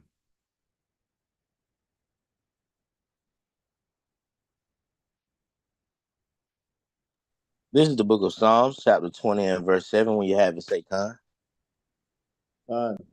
Con. Some trust in chariots and some in horses, but we will remember the name of the Lord our God. Con, those side impact airbags, can't trust them. Connor took the brunt of it. He did. And that's just what it is. It is, And I noticed something. I don't know why they're, the mother's brothers talking. I don't know if the father is at home. You know what I mean? I don't like to, I like to cast judgment on people, but who knows? Could be locked up, could be out hustling, selling dope, selling rocks. Okay, keeping rocks in his socks, and with a Glock, ready to pop any cop. That's how they talk. That's how these people talk. You know what I mean? Just how they are. All right, let's go to Micah chapter 5, verse 10. We're going to finish off the video, Micah 5, verse 10, and hold on to that. Connor and the other driver were both pronounced dead at the scene. Especially for his age. Oh, wait, hold on. He's baptized. You see that? He's getting baptized. Or is he in a pool full of sharks? I don't. That's kind of close, those men, the way they're, are they about to kiss or they're holding hands? It looks kind of suspect, not saying anything, I mean, what are you, LGBTQWXYZ? There's allies everywhere, but Legitimate qua. yeah, legitimate qua's a good one. Yeah, those legitimate quads might have been, that's guy don't like that. Let's continue. Were both pronounced dead at the scene. Especially for his age. He was incredibly mature and respectful. Megan is recovering in the ICU at a hospital in Tulsa. Barnett says she is stabilizing and hopeful she will be moved out of the intensive care in the next 48 hours. Still, the road to recovery will be a long one, both physically and emotionally. Connor's relationship with his mother and his sister was his absolute priority in life. She brought him those tickets, you know what I'm saying? She got those tickets and they ain't make it to the game, If they would have made it, maybe they would have got punched on by the black cop as well. Let's bring that out, Micah chapter 5, verse 10. This is the book of Micah, chapter 5, verse 10. When you have it, say, Con. Con. And it shall come to pass in that day, saith the Lord, that I will cut off thy horses out of the midst of thee, and I will destroy the chariot. God said he's going to do it. He's going to do it. And obviously he's doing it. You know what I mean? So not safe anywhere on the way to the game, coming home from the game, on the way to work. There's nowhere you can go. You know what I'm saying? And you destroy their chariots. Okay, so let's continue. Let's this is a terrible story. Esau's a mess, man. You know what I mean?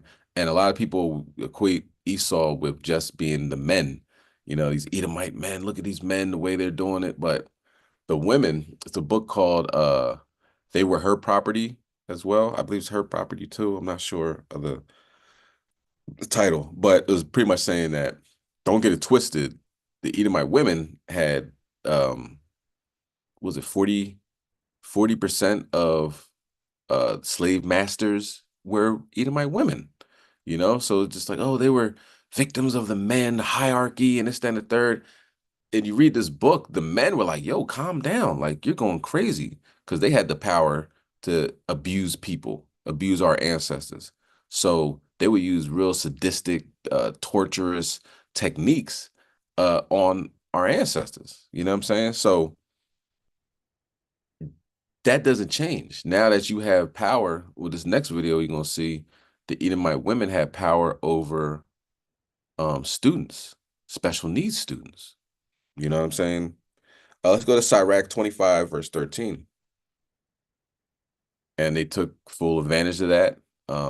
3 of them got caught. Like he mentions at the end, watch the video, but he's pretty much says, this is a culture. You just got 3 of the teachers. This could be all the way to the top, like, oh, beat up little Johnny. Who cares? You know what I'm saying? So let's bring that out though. Sirach chapter 25, verse 13. This is the book of Sirach 25 and 13. When you have it, say, Con. Con, give me any plague but the plague of the heart, and any wickedness but the wickedness of a woman. Con, this is the word of God saying this. You know what I'm saying? Go ahead, verse 14. And any affliction but the affliction from them that hate me, and any revenge but the revenge of enemies. So, our women that are in order, respectful, humble, shamefaced, is like a ruby, finding a ruby. You know what I mean? A woman that's not out of order, or that's socket, a woman that is out of order, She is mad at the black man. I ain't gonna get into this yet, all right? But I just so we're on the same page. The black man not voting for Kamala, y'all ruined everything, and this, that, and third. Kamala got $400 million in like a matter of minutes, right, on a Zoom call to spend it all on Glorilla, Megan Thee Stallion, and Cardi B. You know what I mean? Like, we're getting all that, but I just had to bring that out. That's wicked, man. And we supposed to vote for that? Like, not at all, okay? No intellectuals, you know what I'm saying? No women that work for NASA, you know what I'm saying? None of that. No. You Glorilla, she couldn't even finish her song. She FM8, I'm up, nigga free. They couldn't even, they had to, every other word she said, they had to um like block it out or whatever, right? Censor it. Okay. But like women that are on point, man, beautiful. Women that aren't on point, man, like very extremely wicked, And then if it's an Edomite woman, this is your enemy, that's even worse. Any affliction but the affliction of them that hate me, they hate you. And any revenge but the revenge of your enemies. They getting you back for stuff that, look at them smiling, look at them having a good time. It's like totally off. Can you read the next verse 15? And there is no head above the head of a serpent, and there is no wrath above the wrath of an enemy. Con. You know what I mean? Miss Laura, remember in Django. Say goodbye, Miss Laura. Miss Laura was a humdinger, as they say. She wasn't she wasn't nothing, you know what I mean? But she was very vicious. These women that owned our ancestors were exceeded the men in some cases. All right. Now let's watch this video. Bye, Miss Laura. Teachers, trusted children advocates arrested for abusing special needs students. Horrible story. Put them up for man.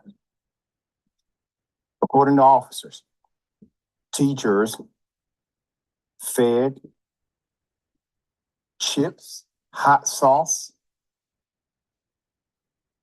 to special needs students who had digestive issues as part of a pattern of behavior for abuse. The 3 teachers are now facing felony charges after an investigation revealed their abuse of special needs students. Officers in Smyrna began investigating in February when a child abuse allegation surfaced. This was at the Smyrna Elementary School. A long and detailed probe went in via the Delaware Department of Justice and the school district, allegedly revealed a, quote, pattern of troubling behavior in a special needs classroom. Okay, that's according to the Smyrna police. Some of the allegations date back 2 years. One of the teachers, 31 years of age, Michaela Lomax, allegedly struck a student in the face and also sprayed the student with a bottle of water as a form of discipline. She faces 3rd-degree child abuse, 9 counts of endangering the welfare of a child and offensive touching. Lomax was taken to jail, $12,500 bond affixed. Detectives also uncovered an incident from 2 years ago in which 26-year-old Marissa Johnson and 21-year-old Morgan Donahue reportedly fed a student hot Takis chips and hot sauce despite knowing that the student had a digestive disorder that makes it difficult to process spicy foods. She received a $10,000 bond. Donahue was facing a single count of endangering the welfare of a child and has a $500 bond. It was sadistic, is what they did. Smyrna School District said in a statement that it reported the, quote, alleged wrongdoing by staff to police and the Division of Family Services in February. School officials stated they removed the teachers from the classroom once the allegations surfaced. They also said, quote, most Most of the accused teachers are no longer with the district. Most of them are no longer with the district.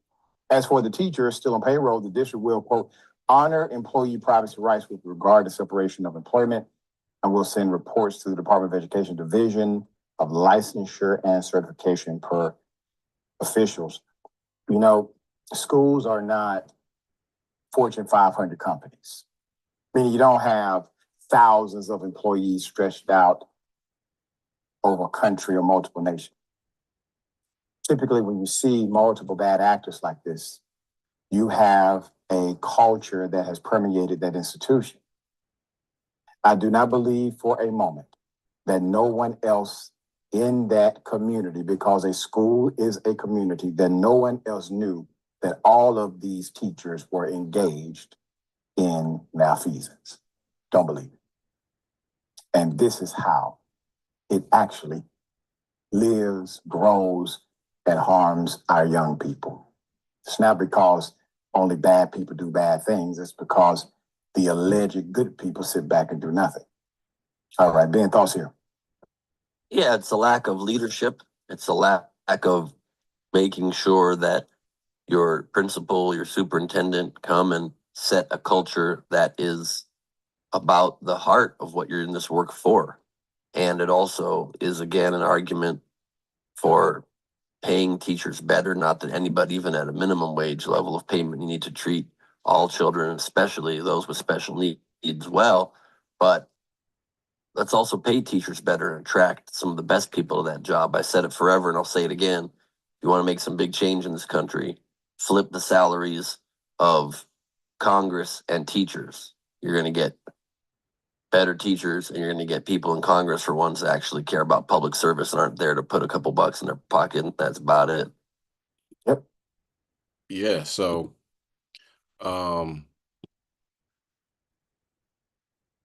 you know, it's pretty sadistic. You know what I'm saying? Like people that enjoy torturing people. Like those three were probably torturing small animals growing up. You know what I'm saying? And just slip through the cracks. Slip through the cracks. You know what I'm saying? And said, I want to be a teacher. So that's something definitely got to look at and keep in mind. People will seek out jobs where they can abuse people, where they can hurt other people. Like say somebody that likes to abuse animals will get a job at a zoo where they can freely abuse animals. You know what I'm saying? So just because they're working in that capacity, say like like a teacher, and I want to help people and stuff like that, you might be on a whole nother type of wavelength. You know what I mean? And you could probably pick that up. You know what I'm saying? Like something ain't right with that teacher. You know, I don't like her. I don't like him. You know what I mean? But for the most part, they spend a lot of time trying to hide it. You know, try to hide their true intentions. You know, but in these last days, the Most High said, you know, things that's done in the dark is going to come to light. So when you see something like that, you pick up something. You know, talk to your children, you know what I mean? Because it's awful that, you know, you send your child to school and it's your enemy that's the one teaching them, you know. But you have to be, as a parent, you know, homeschooling is a great idea, you know, but everybody, you know, doesn't homeschool their children. Be open with your children, have them able to, you know, talk to you, and you know, you're not just spazzing on them every chance you get. They're not going to want to talk to you. You treat them like the teacher does. You know what I'm saying? You got to allow your children to express themselves and to tell you what's going on in school. How was your day at school? Good. You know, that's not telling you what happened during the school. So you might have more probing questions, and the more time you spend with your child, the more they'll just open up and say, let me tell you what happened today at school. You know what I mean? So to avoid things like that. Okay. Now, so it's, you know, we're getting into a dark area in America. This is clearly the fall of Babylon. You got, you know, like a fighter, you know what I mean? That's a 7-foot giant, like, you know, maybe Goliath, you know, that fall is, you know, like a wobbly, you know, type of fall. You know what I'm saying? It might not fall down right away. And this is what's happening in this country. And they're not going down without a fight. But the Most High God is built for the battle, obviously. Okay. So with the next one, let's get Jeremiah 30:7. Something that happened nationwide. And explain to me, right? Now, I ain't no genius, right? I just didn't graduate top of my class, you know. I might not know how to read properly, but one thing I do know, that if I threaten any politician, I'm going to jail like that. By the time I hit send, they're gonna be knocking on my door. You know what I'm saying? Online. And, you know, I don't even want to pretend to say it. You know what I mean? But I say something about a politician, FBI. Excuse me, Mr. Nigger. I'm gonna put these handcuffs on you because you're going to jail for a long time, right? So they'll find me immediately. You know, there's IP addresses. There's a whole bunch of ways to get somebody, right? So how come they can't find out who did this? And we're going to talk about it. I know you might have heard it, but apparently it's widespread. People's names have been used, okay? So it's not just like a mass, you know, text messages that went out. These are individualized, okay? And to our people. So who did it? Was it the feds, CIA? Who? But it's definitely division going on. So we're going to talk about it. But let's bring that out. Jeremiah chapter 30:7. This is the book of Jeremiah 30:7 when you got to say, Con. Gone. Alas, alas, for that day is great, so that none is like it. It is even the time of Jacob's trouble, but he shall be saved out of it. So we can see the implications of how Jacob's trouble is revealing itself, you know, where you read Project 2025, we just take away everything. You know what I'm saying? Everything you got to pay for public school. You got to, you know, the libraries with the books that, you know, autobiography of Malcolm X, we can take that out, right? Because God forbid we learn about history and the things that these races have done. So now that we see who's going to be in office for the next 4 years, Most High willing won't be here for the next 4 years, but this guy is going to be at the helm, okay? Donald J. Trump. So it starts, put it like that, it starts. And keep in mind, you know what I mean, not like, you know, the Most High is going to keep hardening this dude's heart and, you know, all types of plagues, and he's going to have to deal with a lot in his time, but he's also going to dish out a lot too, it seems. Let's continue. The FBI is investigating reports of a wave of racist text messages hitting Black people's phones in multiple states. These messages are being reported in at least 8 states, and many of the targets appear to be middle school, high school, and college-age students. All of the messages following a pattern, sharing similar language, including racist rhetoric, that they had been, quote, selected to pick cotton. CNN's Gabe Cohen has the details. He's joining us right now. Tell us more of what you're learning about what they're doing about this, Gabe. Well, Kate, first off, it looks like this is more widespread than we had expected, with people in at least 24 states now having reported receiving these messages. And these texts are not just upsetting, but they are alarming. They are personalized, and many of them specifically target Black and brown individuals, some of them students, some of them children. I want to show you one of the texts. It was sent to us by a woman in New Jersey. The text has her name written at the top of it, as you can see right there, and it references picking cotton, it references slave catchers and plantations, and some of the messages specifically reference President-elect Trump. Now, to be clear, the Trump campaign has told several media outlets that they had absolutely nothing to do with this. But as you can imagine, many people are really on edge in these days since the election. I want to play for you what a Colorado mother said after her 16-year-old son got one of these texts. Take a listen. It's very tense. It's very scary for a lot of individuals. The fact that it happened the day after, Election Day, it really speaks to what I think is going on here. And the president of the NAACP put out a statement saying these messages represent an alarming increase in vile and abhorrent rhetoric from racist groups across the country who now feel emboldened to spread hate and stoke the flames of fear that many of us are feeling after Tuesday's election results. And Sarah, there are investigations underway all over the country at this point to figure out who is behind this. It does appear at least some of them, these messages, were sent out using a service called Text Now. It allows people to create phone numbers for free.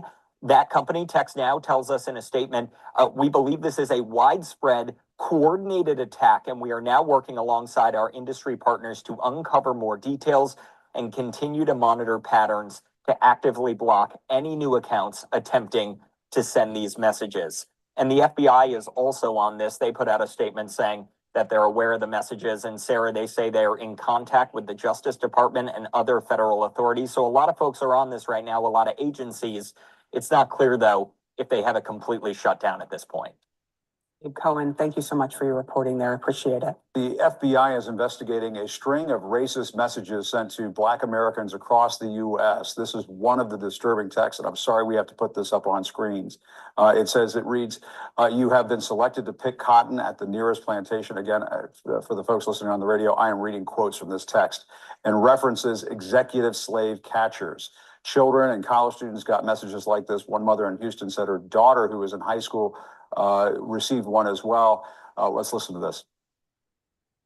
She said it's a message that her and some of her friends received. And so I'm like, which friends? And so she said, all of my Black friends, to have somebody threaten their lives or threaten their livelihood or threaten their family's livelihood. It becomes uncomfortable. It should not be sent to any student, Black, brown, blue, purple, yellow, whatever. A Canadian phone services company tells CNN that some of the racist messages were sent by accounts on their messaging app. The company says it has disabled those accounts. And to be clear, CNN does not have a clear answer of who sent these. That is still under investigation. But Talia Jones joins us now. She received this text we showed earlier. Talia, I mean, as we were just explaining a few moments ago, people in states across the eastern half of the United States, it appears, received these text messages. You got one as well. And some out west, you can see it there on screen. What was your reaction when you got this message on your phone? My first reaction was kind of like shock, because when you see something, you're like, let me look again to make sure like I'm really seeing what I'm seeing. The kind of feeling I had, and then I immediately sent it to my mom and my sister in our group chat, and we were all just like, what is going on in the world? There's no way that it's 2024 and things like this are happening again. And it's wrong, sis. Wrong. It's 2024 and it never stopped. You get the blonde hair and you think, you know what? I am a part of this whole thing. You are that could be further thing from the truth. You know what I'm saying? So one thing a brother had put up on Facebook, or I think Instagram, said, awesome. Now we can get back to blatant racism. So you colors can stop being fooled with false hope and perhaps be forced to unite. So it's a beautiful thing that Trump did get elected president. So now we can see all that fake smiles and stuff. Now they're emboldened to say what they want. Don't touch me, nigger, and all this other stuff. So Eve's going to have to get it together quick, because it's going to be very frustrating and very stressful to realize that everything that you thought changed in this quote unquote post-racial America has been a lie. So let's finish out what she has to say, and then we'll get to more Jacob's trouble situations. It's just insane, like the level of disrespect that people have for other humans. It's crazy. And I'm just wondering, Talia, I mean, what did it feel like? I had to think that it hurt. I mean, I have to think that it hurt when you got that message. What was going through your mind? How did it feel? So first it was shock, and then I think it was more anger, than like sadness, because it's just like, who do you think you are to send these out? It became sadness when I realized that young people were getting it, like elementary schoolers and middle schoolers, who a lot of them are oblivious to what's going on. It's like they're so innocent. And it's like, why would you want to intentionally hurt somebody that you don't even know? So it was definitely like shock, anger, and sadness all in one.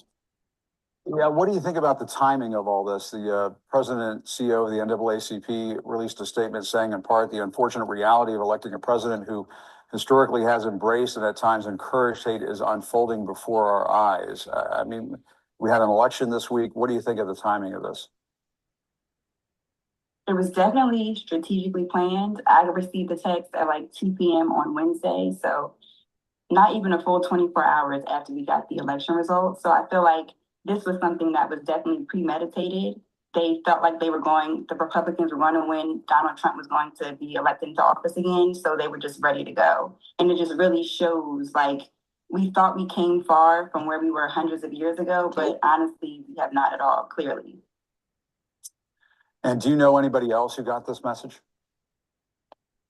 Not personally. When I got on social media later that day, I saw that a lot of different people had gotten them, but nobody that I knew personally. But I did see that everybody who received the text was a person of color, for sure.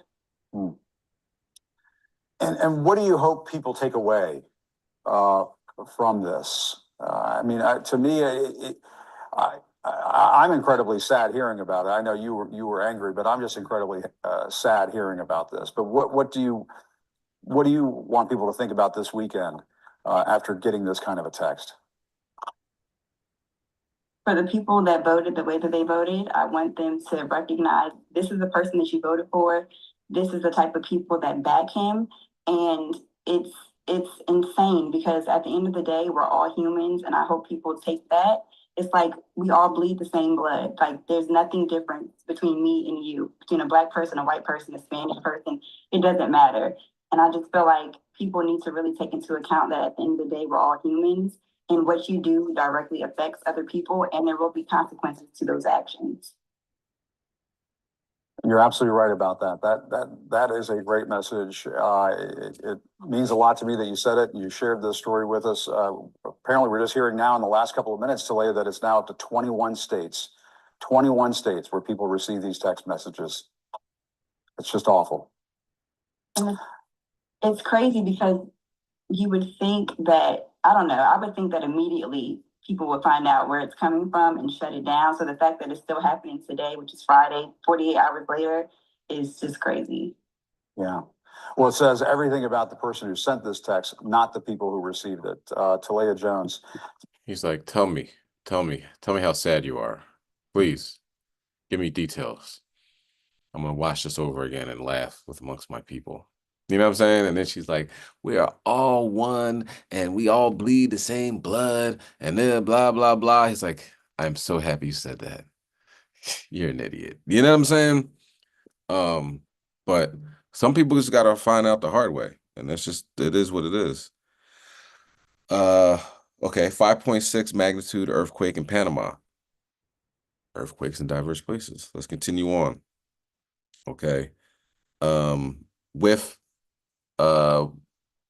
implications of Jacob's trouble. So now the Democrats, and keep in mind, they're not really on the fly doing these things. You know, they go into these meetings, Bilderberg groups, and all this other stuff, and they come up with these ideas of how we're going to further oppress God's chosen people. One way, we'll bring the Democrats in and just open the borders. Everybody come in. We'll bus them to 10 tribes, different locations, different cities all around the country. And then we'll bring the Republicans in and just cancel everything. You know what I'm saying? So if you were getting food stamps or you're getting housing or something, it immediately gets taken away. So what are you going to do? You know, they want this chaos. They want this order, especially around the time of World War III. All right, so continue on with the idea of Jacob's trouble. This is what's coming to New York. Election of Donald J. Trump sparking fears in many neighborhoods in our area about how he will deal with undocumented immigrants. During the campaign, including this week, he promised mass deportations. For the record, there are an estimated 1.2 million undocumented immigrants living in the tri-state area right now. And just this afternoon, New York City ended a program that gives vouchers to migrants to pay for food. Eyewitness News reporter NJ Burkett is live in Foley Square in Lower Manhattan with our lead story tonight. NJ. Right, Liz, down here in Lower Manhattan, where a rally is about to begin. Undocumented immigrants and their supporters determined to push back. Well, tonight, critics say mass deportations are unfeasible, unaffordable, and could damage the city's economy. There are an estimated 412,000 undocumented immigrants living in New York City. Yatsiri Tovar says her mom and dad are two of them. My parents have been living here for more than 30 years, and I think they see themselves as New Yorkers as anybody else. Yatsiri is taking Donald Trump at his word that he will carry out his campaign promise to use immigration agents to round up and deport mass numbers of undocumented immigrants. The fear on the streets in places like Bushwick, Brooklyn, and Jackson Heights, Queens, is real. I am afraid, this man told us. I have children and grandchildren, and I work hard. It would be unfair to deport us. New York is a sanctuary city where undocumented immigrants are largely shielded from immigration agents. Those convicted of serious crimes do face deportation, but police commanders believe they're a tiny percentage of the thousands who poured into the city since 2022. Trump says he wants to deport millions. You're not talking about just criminals. There aren't a million criminals to get. You're talking about families, and that's the real concern here. Mayor Adams has already spoken with the president-elect, but refused to say today whether deportations were discussed. I don't go with your conversations I have with people. Large-scale deportations would hurt New York. Catherine Wild runs the city's most influential business group. They're contributing to our economy and they're paying taxes. And they've been here often for 10, 20 years without having legal status. Any policy that fundamentally disrupts that population will have a big impact on our economy and on our city as a whole. Yatsiri says the community is right to be worried. There is some fear of what could happen to family members of mine, friends of mine who are undocumented, because we know that the Trump administration has said that coming after immigrants. Advocates say current laws don't go far enough. Tonight, they're appealing to state lawmakers for help. Now, to be clear, the number of migrants entering New York City has fallen off dramatically in recent months. The vast majority are no longer in the city's care. All right. And one more as far as Jacob Trouble goes. It's looking like here we are. Find this one. This has to do with us. Okay.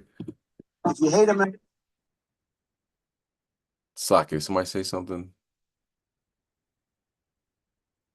Okay, there might have been some feedback on the computer. So you know how... Lucky King. Oh, go ahead. I know they recently put out a phone number to report immigrants. If you know immigrants or any immigrants, you call a DHS number to report them. So yeah, they do have a number out already to start. And I'm sure maybe they're gonna have some money attached to that. So you know how a gift destroys the heart. So a lot of people gonna get reported. Wow, look at that. And in New York, that it's such a I don't want to be say it's a melting pot, but I mean New York, I was riding the train one time in New York, you know what I mean? I'm like, okay, 10 tribes gets in right here. This is Flushing with all the Moabites right here, and like, you know what I mean? I'm like, daggone, it's like the whole world compassed in Slovakia, in the city. But you can definitely it definitely makes sense that he's going to be really taking out 10 tribes. He has he really don't, he has a problem with 10 tribes. You know what I'm saying? Something like deep internally, 10 tribes might have took his girlfriend or his wife one time or something like that, because it seems like he has a real disdain for him. And they worked, brothers worked on his like buildings and skyscrapers, just didn't pay him, and like, you'll be all right type of thing, and you'll take me to court, I'll fight it, you know. But is he going to deport the Ukrainians that came here illegally? Is he going to deport the Vietnamese that came over here years ago illegally? You know what I mean? He might. Shalaki, Go and ahead. there's literally thousands of Africans as well. Con. So you go by a Home Depot anywhere in New York, certain streets. I mean, it's just thousands of them looking to get some work. It's crazy. I mean, Home Depot started putting in serious security measures in all the Home Depots. They start locking the bathrooms in the Home Depots.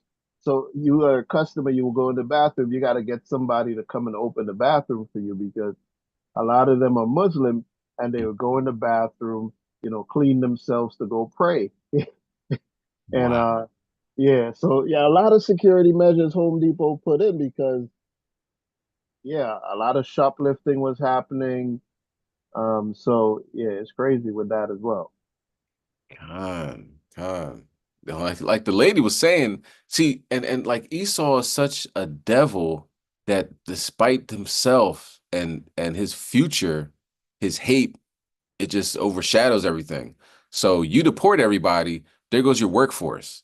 You know what I mean? Because Byron Trump, he's not going to, to work on any houses, or you know what I mean, or to work in the you know, in like vineyards and stuff like that, and to pick the food that we eat and everything like that. People, the United States eats.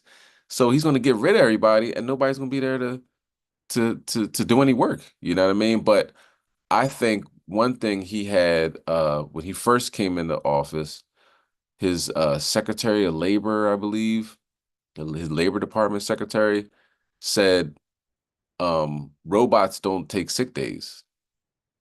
So, to offset the labor shortage, they're going to have AI. That's why you got Elon Musk there, right? Elon Musk making the daggone robots, and you know what I mean, that'll serve people and everything, but they're going to be the ones making the cheeseburgers at McDonald's, and you know what I mean, doing the that type of work, So even though it might affect labor shortages, Elon Musk gonna make a lot of money with his robotics, and this place gonna be filled with robots, and he don't need us no more. You know what I'm saying? They canceled us out a long time ago.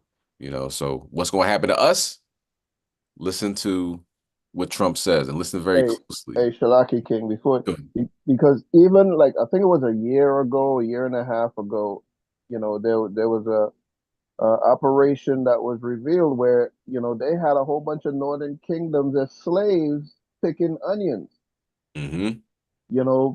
People were getting raped and mistreated, and a lot of times they come in here and whatever belongings they have get seized, and they were literally working as slaves. Women were getting raped, men being abused, and they're not looking at that. They're just looking at yeah, all of the other crazy stuff going on. But yeah, it is a mess, man. It seriously is a mess. And I talk about New York because I know about New York, but there's a whole lot of other cities where these Africans are literally just all over the streets. Are they gonna go after them, or are they going just after Northern Kingdom? Mm-hmm. That'd be interesting. This future is going to look real interesting. You know what I'm saying? We got to really pay attention and not, fall apart at the seams, and just get back into the world and watching Dancing with the Stars. We got to see what's going to happen next. So as watchmen, You know, we got to put that out there. You know what I mean? That's excellent, you know, what you're saying about Home Depot and so forth and so on. Khan, go ahead. Can you hear me? Khan, Shalom, Elder. Cassandra, you didn't hear about that robot that smacks you and says, "Shut your stupid behind up." No, no. What? Seriously? Oh. Crazy. It's made to do that? That's his job. Yeah, lucky man. I don't know if Elder's bugging or not. But I know they have implemented a lot of police robots. That's legit? Oh my goodness. Oh boy. I know I did see one where a guy was like, look, don't play with these robots. Nobody, I'm strong. I ain't stronger than a robot. You know what I mean? Robot, when the robot wants to get you, he gonna get you. I seen that. And I seen another, I didn't read the article, but it said, I don't even know if it was an article or a video, but it was saying like AI doesn't isn't programmed to take over, it has to take over, or something to that effect. Like it's going to take over. Like once it realizes that I don't need to listen to none of y'all, and it starts, you know, making its own rules, then nobody's gonna be able to stop that. Nobody's gonna be able to shut it down. You know, it'll probably use a solar panel to charge itself and all that, you know. That's interesting. But thank you for that Pimp smacking information. robots. Smacking robots? Yeah. It's literally a pimp robot. And that smack has to that probably knock out more teeth than Jake punching on Esau at the game. It's a robot smack, you know. But this one affects us, right? Because of course we say death to America, death to Esau. You know what I'm saying? And you read Revelation 2 and 9, you're automatically anti-Semite. You know what I mean? Revelation 3 and 9 automatically anti-Semite. You know how they use that, they throw that term around all over. So let's watch this. This is a summit in Vegas. Who is he talking about when he says this? If you hate America, if you want to abolish Israel, if you sympathize with jihadists, then we don't want you in our country, and you're not going to be getting into our country. Now, we don't sympathize with jihadists, but let's continue. I will cancel the student visas, Hamas sympathizers on college campuses. The college campuses are being taken over. And all of the resident aliens who joined in the pro-jihadist protest this month, nobody's ever seen anything like it. Come 2025, we will find you and we will deport you. Oh, slack it. Do that. Yeah, so facing deportation to where? Who knows? You know what I mean? I don't think they're gonna deport us to Israel, but it's something you really got to pay attention to. You know, Geo group that houses inmates and also people that, you know, that aren't convicted of necessarily a crime, but you know, that need housed, you know, until they ship them somewhere. Their stock went up significantly when Trump was in office. So this is very lucrative business. You understand? And we got to really keep that in mind. Con, bro, I didn't slack. I haven't been looking at I haven't been looking at the chats. HBCU building was on fire. Con. At HBCU before a day before the election, HBCU college apartment was set on fire too. It was the Knoxville University. Yo, these people are getting bold, man. Bold. And Gabar Ash was bringing out the metalhead Black Mirror. Absolutely, that episode was serious. All you gotta do is put a gun on these things. You know what I mean? They put a gun on a drone. you can't punch a drone. You can, but it's a drone. You know what I mean? What's going to happen? They got weapons on there. Tom Cruise had a movie, it was Oblivion, I think it was called, with about the drones and them going off and everything like that. So, you know, it's on its way. Okay, it's on its way. It's in the making. You can see it unraveling before your very eyes. So pay attention. Don't, just blank out and watch Dance with the Stars for a week straight. That week straight is going to have a lot of prophecies unfolding, and you got to be mindful and watch what's going on. Okay, now let's see what happened in Seattle with the Japs. So, Slovakia with the Asians. I don't know how, I don't want to be unsensitive or insensitive, Slovakia. Let's get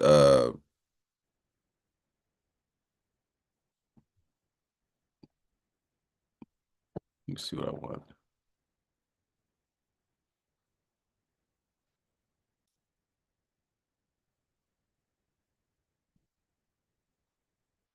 All right.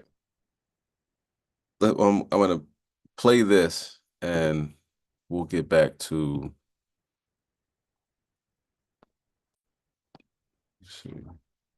Let's get Micah chapter 5, verse 15. We'll start there. All right.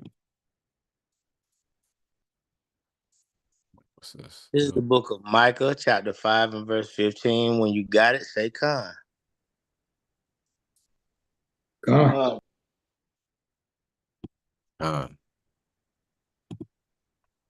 And it reads, and I will execute vengeance in anger and fury. Slovakia. Go ahead. That was me. And I will execute vengeance in anger and fury upon the heathen, such as they have not heard. Con. Okay, so the heathen are getting destroyed. Okay, and all praise to the Most High. Let's also get Jeremiah 48.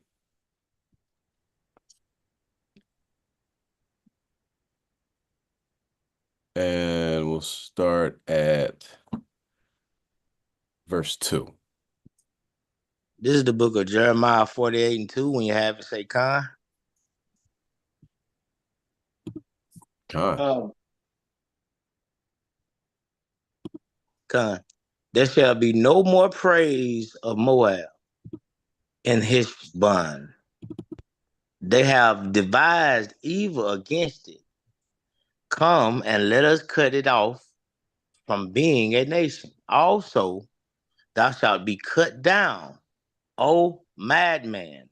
The sword shall pursue thee. Let's see what happened in Seattle, in Chinatown. Okay, Chinatown. Breaking tonight, 6 stabbings, 10 people hurt. Now 1 person is in custody following a series of seemingly random attacks that culminated with a mass stabbing this afternoon. The stabbings happened over a stretch of 36 hours in Seattle's Chinatown International District, starting early Thursday morning and ending around 2 p.m. today near 12th and Jackson. The video from a traffic camera here in the area captured part of today's attack. You can see a man dressed in black walk up behind one of the victims and stab them in the upper body. That person falls to the ground as the suspect walks off. Just in the past hour, Seattle Mayor Bruce Harrell released a statement about the stabbings. It reads in part, the stabbings in Little Saigon and the Chinatown International District are horrific, appalling, and shouldn't occur anywhere in our city.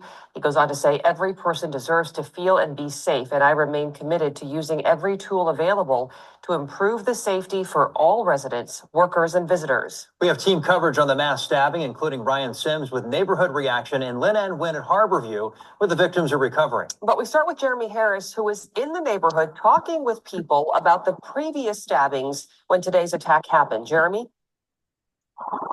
Yeah, with the suspect now in custody, the urgent task for investigators is to figure out who he is, what a motive may have been, and do they have evidence to connect him to all 10 people who've been stabbed here in the Chinatown International District since yesterday morning. We came up here today to talk to people who were on edge after yesterday's stabbing spree, only to find ourselves in the middle of a violent and chaotic scene. You hear that a lot? Yeah, all the time. Yeah, all the time. It was in this interview about a nearby stabbing spree when it happened again. See the violence, Jonathan Jackson. As we arrived at the scene, this is what we saw. Stabbing victims all over the intersection of 12th and Jackson. Police officers put pressure on the wounds and aided the victims, while paramedics and firefighters ran in. They triaged, then raced the victims to Harborview Medical Center. And I see a man stab him, in the back with a big knife.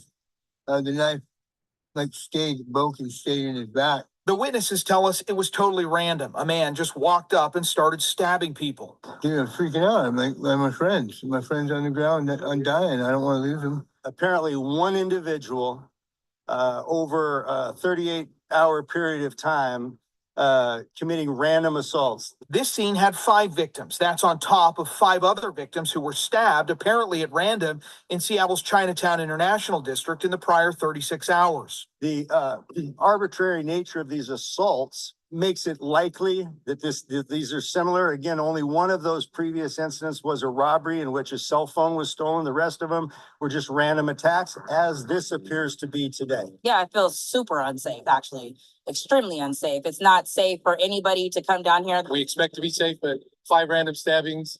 Yeah. Even with a suspect now in custody, the neighborhood says the safety issues here are still not over. It's super unacceptable. And I'm hoping that they actually do something really soon about it, because it's starting to get really scary.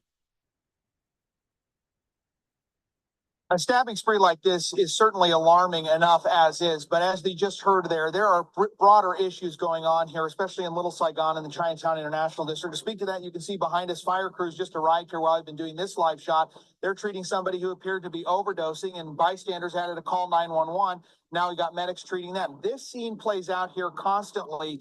And let's just talk about that for a little bit, because they say our neighborhoods are so terrible. They have opium dens. I mean, I don't know. I haven't been there, but what he's saying seems like these are opium dens, and the gang violence and people stabbing. I mean, come on. It's unbelievable. Let's go to Jeremiah chapter 48 and let's read verse 3. This is Jeremiah 48:3. A voice of crying shall be from Haronim, spoiling and great destruction. It's obviously they're getting destroyed over here. So let's continue on. Up at 12th and Jackson, and it's just, you can sense the frustration from people up here who say they're not only dealing with the street disorder around the public drug use, but they're also now dealing with these violent attacks. They're on edge, they're frustrated, and they're looking for help from the city. We'll stay on top of this. Reporting live from the CID, Jeremy Harris, Como News. 4 of the 5 victims from today's mass stabbing are all listed in critical condition tonight at Harborview Medical Center. Como's Lynn Ann Wynn continues our team coverage live there tonight. Lynn Ann? Well, Preston, in total, 10 people have been stabbed in the CID since early yesterday morning, and at least 8 of those victims have been taken here to Harborview in either critical or serious condition since yesterday. 4 of the victims stabbed this afternoon were hospitalized in critical condition, and SPD tells me the 5th victim stabbed this afternoon was not severely injured, and they were treated at the scene. I'm told all of the victims have injuries ranging from minor cuts to severe stab wounds, and as SPD stated before, there were 5 separate stabbings prior to this afternoon's incidents. The victims in those earlier stabbings were also taken here to Harborview, most of them in serious condition, including a 52-year-old woman who was stabbed 8 times and a 32-year-old man who was stabbed 7 times in his chest and in his back. Another victim told police the suspect approached his vehicle near 8th and King last night, forcing the door open and tried to stab him in the chest, which he blocked, but he was then cut on his hand. First responders also took 2 more victims to Harborview, one man with multiple stab wounds and another man who was found bleeding heavily from his neck this morning around 1 a.m. near 12th and Jackson. Now, again, all of these victims were stabbed in the same general area in the CID, all within a couple of blocks of 12th and Jackson. All these incidents seemingly random. Reporting live in Seattle tonight, Lynn Ann Wynn, Como News.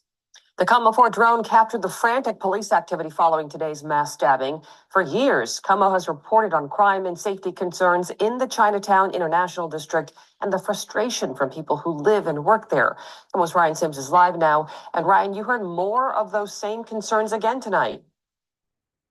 Yeah, the worries just keep rising, Mary. We should mention this too, that today's series of stabbings come a year after a historic preservation group said that the Chinatown International District is one of the most endangered historic places in the United States because of crime, and neighbors say enough is enough. Now, talking about that, while updated crime numbers are still unavailable through the middle of the most recent summer, we're talking about July, there were 95 violent crimes and 285 property crimes here in the CID. Needless to say, the stabbings from the last 2 days will definitely raise those violent crime numbers even more. In the hour after today's mass stabbing incident, we spoke to two high school seniors who have to walk through this area every day just to get to class. They say dealing with crime is an everyday occurrence on their way to school. It's all the drugs over here mostly. Gets pretty aggressive over here sometimes. It's a bit scary because there's a lot of kids over here because it's a high school. So it's a bit concerning when people are being stabbed like in the middle of the day.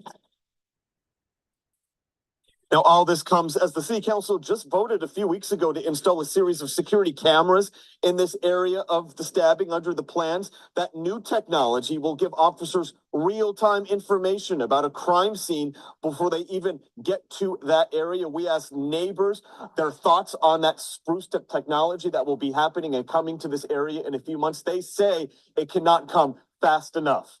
Coming to you live from the CID tonight, Ryan Sims, Como News. And that brings us to tonight's Como Pulse poll. Hannah Knowles is at the live desk going over the results for us. Hannah? Those frustrations echoed throughout the city, which brings us to our Como Pulse poll tonight. Tonight, we are asking what would make you feel safer when visiting Seattle. Let's take a live look at those results. You see here, 51% of you have voted a visible police presence. 43% say stricter drug enforcement. 3%, tied at 3%. Our last two options, more lighting at night and more businesses. If you'd like to weigh in, scan the QR code on your screen. It will take you directly to the story on our website, comonews.com. Okay, let's can you read verse 4?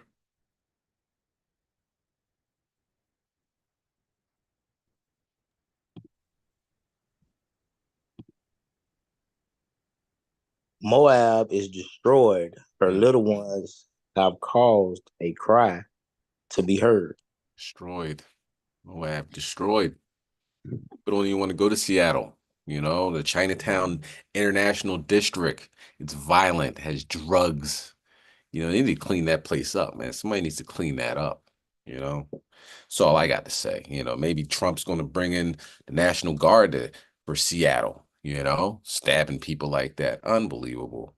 It's like they have no home training. This isn't Bangkok, all right? You know, this isn't Hong Kong, all right? It's America. Be American. Okay. All right, I'm done with them. All right, let's go to Psalm chapter 119 and verse 104. You know, it's just disgusting. You know what I mean? Disgusting. No home training, these people. As you can see, there's a lot going on. But you can bring that out, King. Psalm 119, verse 104. This is Psalms 119 and 104 when you got to say, "Come."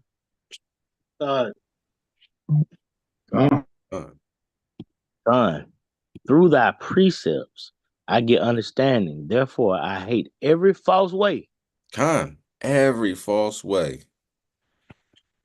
All right. Slakia. Every false way. So one thing that our people run into, Islam. It's a false way. Walking around a rock. What does that do? That's idol worship. Not a good idea. Not in this time. Not in this day. Okay. So in this story, as you see the picture that they're going to show, I'm going to pause it. It looks like some might have been East African. Some look like Eve. You know what I mean? Could be wrong, but at the same time, the result is similar. Islam is a death sentence in these last days. Repentance is very necessary. Let's get 1 Corinthians 10, verse 20 on deck. And we can watch what happened one day in Minnesota. Hey, Salakia, Attacking real quick. other local headlines. Salakia, say again.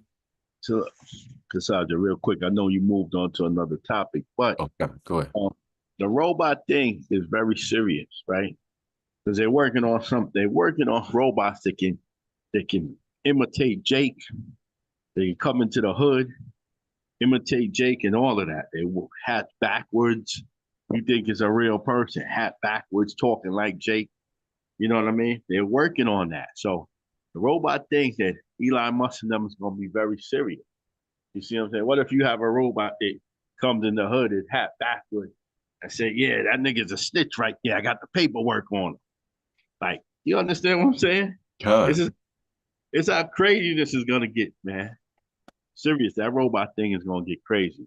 But I was just getting ready for Kim. Go ahead, Con. And also with the robots, they've been conditioning us for that for a long time. When's the last time anybody's watched RoboCop? You know, it's like, hey, RoboCop can't do nothing wrong. You know what I mean? He's shooting people and, taking over, and, watch Total Recall. They have the robo taxis and everything like that. They've been the Jetsons. We've been conditioned to accept robots in the neighborhood for a while. And people like the Jetsons, no black people in there at all. Jetson, that's been their plan to get rid of, bring us and robots, man. They got the robots copying us. They can everything. They can sing like us. They trying to imitate us, dance like us, sing like us. We don't need these Negroes no more. We got robots. Yeah, so what do they need? Yeah, exactly. That's the key. Cause some Jake be like, oh, they need us, man. We bring, we're this and we're that and our rap and whatever. You know what I'm saying? They're like, man, Esau ain't gonna do nothing to us. That's not true. They got our replacements, and they're developing them on a massive scale. They they got a big butt robot waiting for Jake swooping behind. Salakia, they can't imitate our soul though. The type of spirit we have, they can't imitate that. But they don't need us. That's my main thing. You know what I'm saying?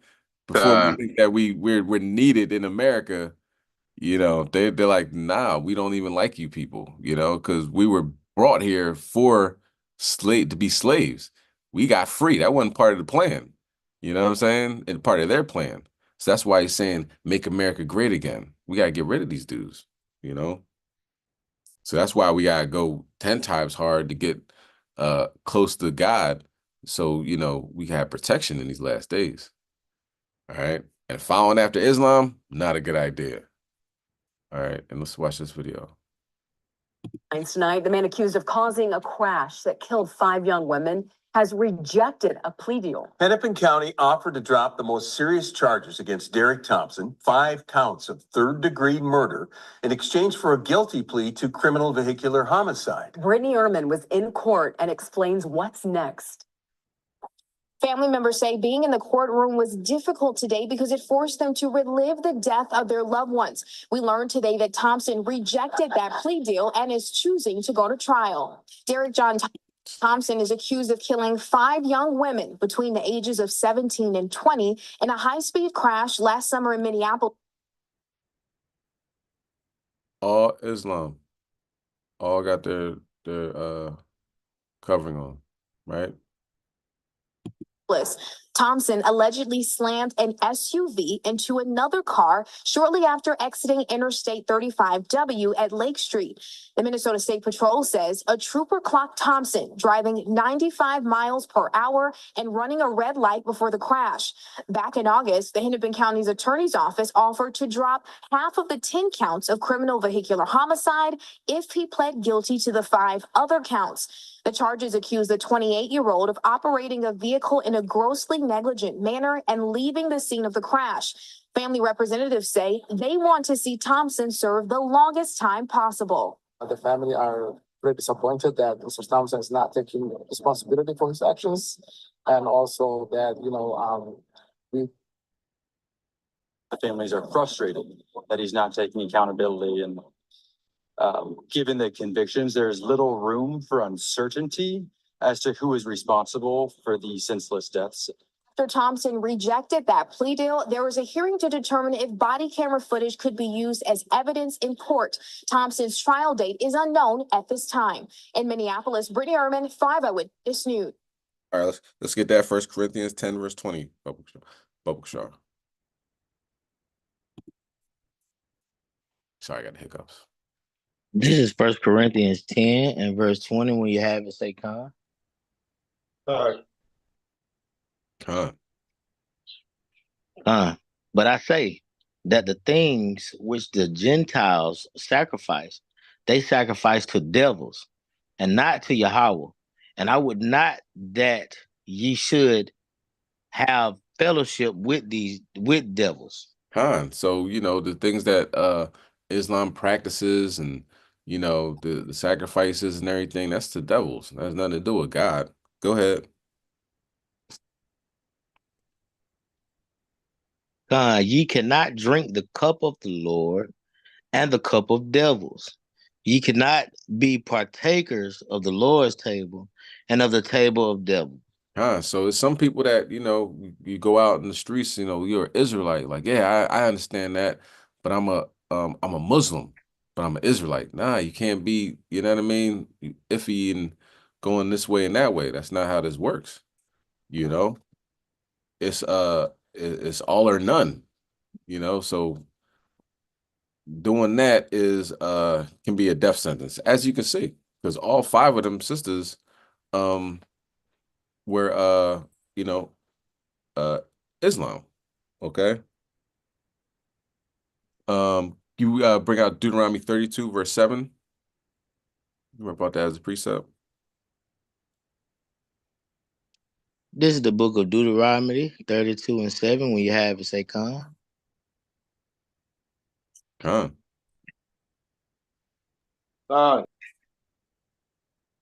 Remember the days of old. Consider the years of many generations as thy father, and he will shew thee thy elders, and they will tell thee. Con. So, we're the Israelites, not Muslims. You know what I mean? Anytime we need help, we go to Yahweh Shem Yahushai. Okay. Can you go to Sirach? Oh wait, no. 32 and 17. Okay. 3 verse 17.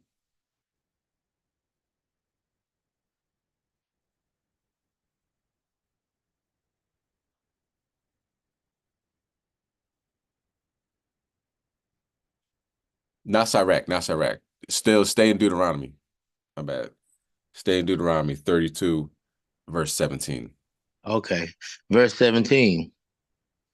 They sacrificed unto devils, not to Yahweh, to gods whom they knew not, to new gods that came newly up, whom your fathers feared not. It's a new jack. You just show up. Oh yeah, by the way, I'm also a prophet, and I talked to Angel Gabriel. He gave me this message. Wear your pants above your ankles and don't kill spiders. What? That doesn't make any sense. That's a death sentence. Don't do it. All right. The elder's going to come on in a little bit, so we got a couple more videos. Salakia. Khan. Hey, shalom to the family. Yabashim Yashar Brakatah, Washamartha. Yabashim Yashar Brakatah. Shalom, Yabashim Yashar Brakatah. Shalom, Captain Kasaja.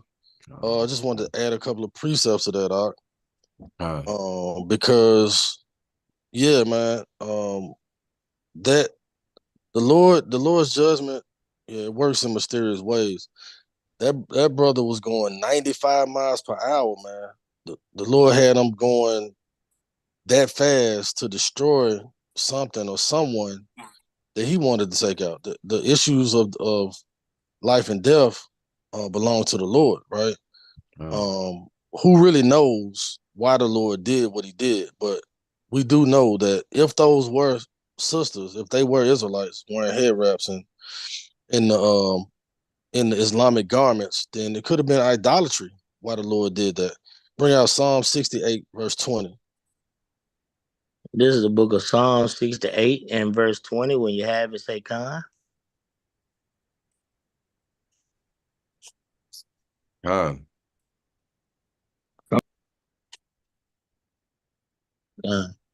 He that is our God is the God of salvation, and unto God the Lord belong the issues from death. Right, right. So the Lord declares when it's a person's time to clock out or when it's their time to clock in, right? That brother was going 95 per hour. Yeah, maybe he was in a wrong mental state that Esau wants to judge, but that's the Lord that puts that spirit on people, right? And when people get harmed from these type of situations, yeah, Esau is trying to judge the person because he can't do anything to the Lord. But these issues of life and death belong to the Lord. Let me get Deuteronomy 32 and start at verse 39. This is the book of Deuteronomy, chapter 32 and verse 39. When you got to say, Khan. Khan. Khan, see now that I, even I, am he, and there is no God with me. I kill and I make alive. What does the Lord do? I kill and I make alive. Read. I wound and I heal. Neither is there any that can deliver out of my hand. Right, right. So the Lord is behind these issues of life and death, right? And this is why you must fear the Lord, keep his law, statutes, and commandments to the best of your ability. Especially once you now know what you can do to please the Lord, right? And you know what you can do to displease the Lord. Those sisters, if they were in fact sisters, obviously did not know what they should be doing to please the Lord. It's unfortunate, Salaki, but it happens. Let me get 1 Samuel chapter 2, verse 6. This is 1 Samuel chapter 2 and verse 6. When you got it, say Khan.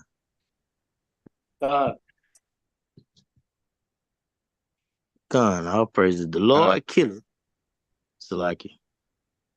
The Lord killeth and maketh alive. He bringeth down to the grave and bringeth up. Right. So I hope everybody has an understanding now or overstanding now of who really does these things. That's why the scriptures say the Lord is the great and the terrible. He can be great to you if you're being a humble servant. And he could be terrible to you if you're being the opposite. But with that, I yield. Khan. Like you're saying, if they were sisters, because of course the guy that says they're the family looked like possibly, East African. But when I paused the picture, some of them look like, Eve, possibly. But regardless, that Islam is not gonna save us. Islam is definitely not gonna save us. It doesn't save anybody. You know what I mean? What's going on in Afghanistan, Iraq? They getting blown up. Oh, they and they yell out to Allah. Allah not hearing, man. He's out. He's on a journey. He's pursuing. Okay. Let me get all right. Let's see. About two more videos. Two more videos. Two more videos. Let's get Habakkuk 2 and 12. Okay. Something that Trump says on the Joe Rogan show is interesting. Okay. He talks about chariots too. All right. Let's get that. Habakkuk chapter 2, verse 12. This is Habakkuk 2 and 12. When you got to say Khan. God. Con. Con. Woe to him that buildeth a town with blood and establish a city by iniquity.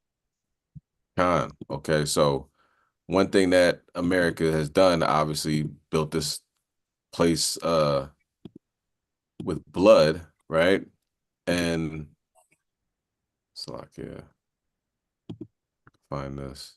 And there it is. And when it came down to it, they killed their own people. They killed their own president, you know? And he said he didn't release the information because some people are still alive. But he says he's going to release the information now that you know, that he's president. So this is before he got elected. So we'll see what happens if people hold him to that. But let's watch this and then one more video and we're good. And let's get Daniel 12:4 on deck. The Joe Rogan Experience. One of the things that I want to talk to you about is the JFK files. And one of the things that you said was that if they showed you what they showed me, this was your quote, you wouldn't want people to know it either. So I opened them up partially. I was met with from good people. I mean, you know, look, I mean, good people that were well-meaning. Mike Pompeo was one of them. He's a good person. They called me. They said, "Sir, would rather have you not." And I did open them, but I was asked by some people not to open them. There's a Martin Luther King file too, by the way, that they'd like to see. I don't know if you know, but there is that. But JFK in particular. So they called me. A lot of good people called me. People that that you would find reasonable people. And they asked me not to do it. So I said, well, we'll close it for another time. But if I win, I'm going to open them up. I'm just going to open enough time. Why didn't you open it up the first time? Because a lot of what times, was the hesitation though? Addresses, people that are still living. There are people that are affected. And there could be some national security reason that that I don't have to necessarily know about. But some very good, talented people asked me not to do it. I opened it up, and then they said, would it be possible for us to do that a different day? How much of it did you read into? I think it's going to be just fine to open it. Let me put it that way. I think it's fine. It's going to be time. It's a cleansing, it's really a cleansing.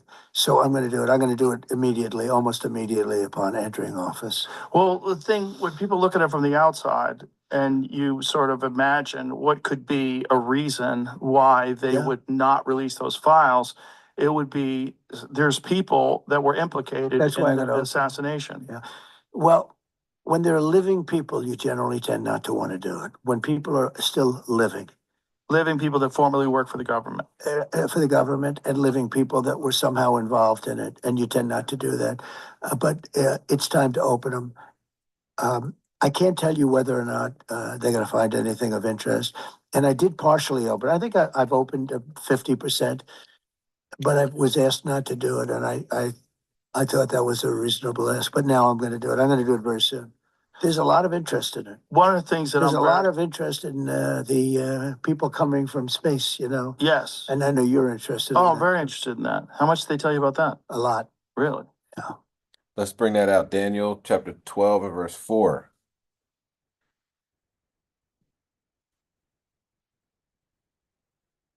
This is the book of Daniel 12:4. When you have it, say con. Con. But thou, O Daniel, shut up the words and seal the book, even to the time of the end. Many shall run to and fro, and knowledge shall be increased. So he's going to say, he's been saying that he's going to bring out more stuff about the so-called UFOs. And also, November 13th is a hearing where you have different people that are going to stand in front of Congress, stand on the Hill or whatever, and be interviewed and tell what they know. One person from NASA, another I believe from private industry. They got some interesting characters. They're going to bring out some apparently some interesting things. Now, if they just say, okay, they exist, yeah, we know that they exist, but what do they look like? Why are they here? You know what I mean? So we'll see what Esau has in store. The last time they said, "Oh, we'll talk about this during the closed door briefing, this, then the third." But knowledge shall be increased. If you watch, I believe it's on Netflix. It's called, one second, y'all. One second. Alien.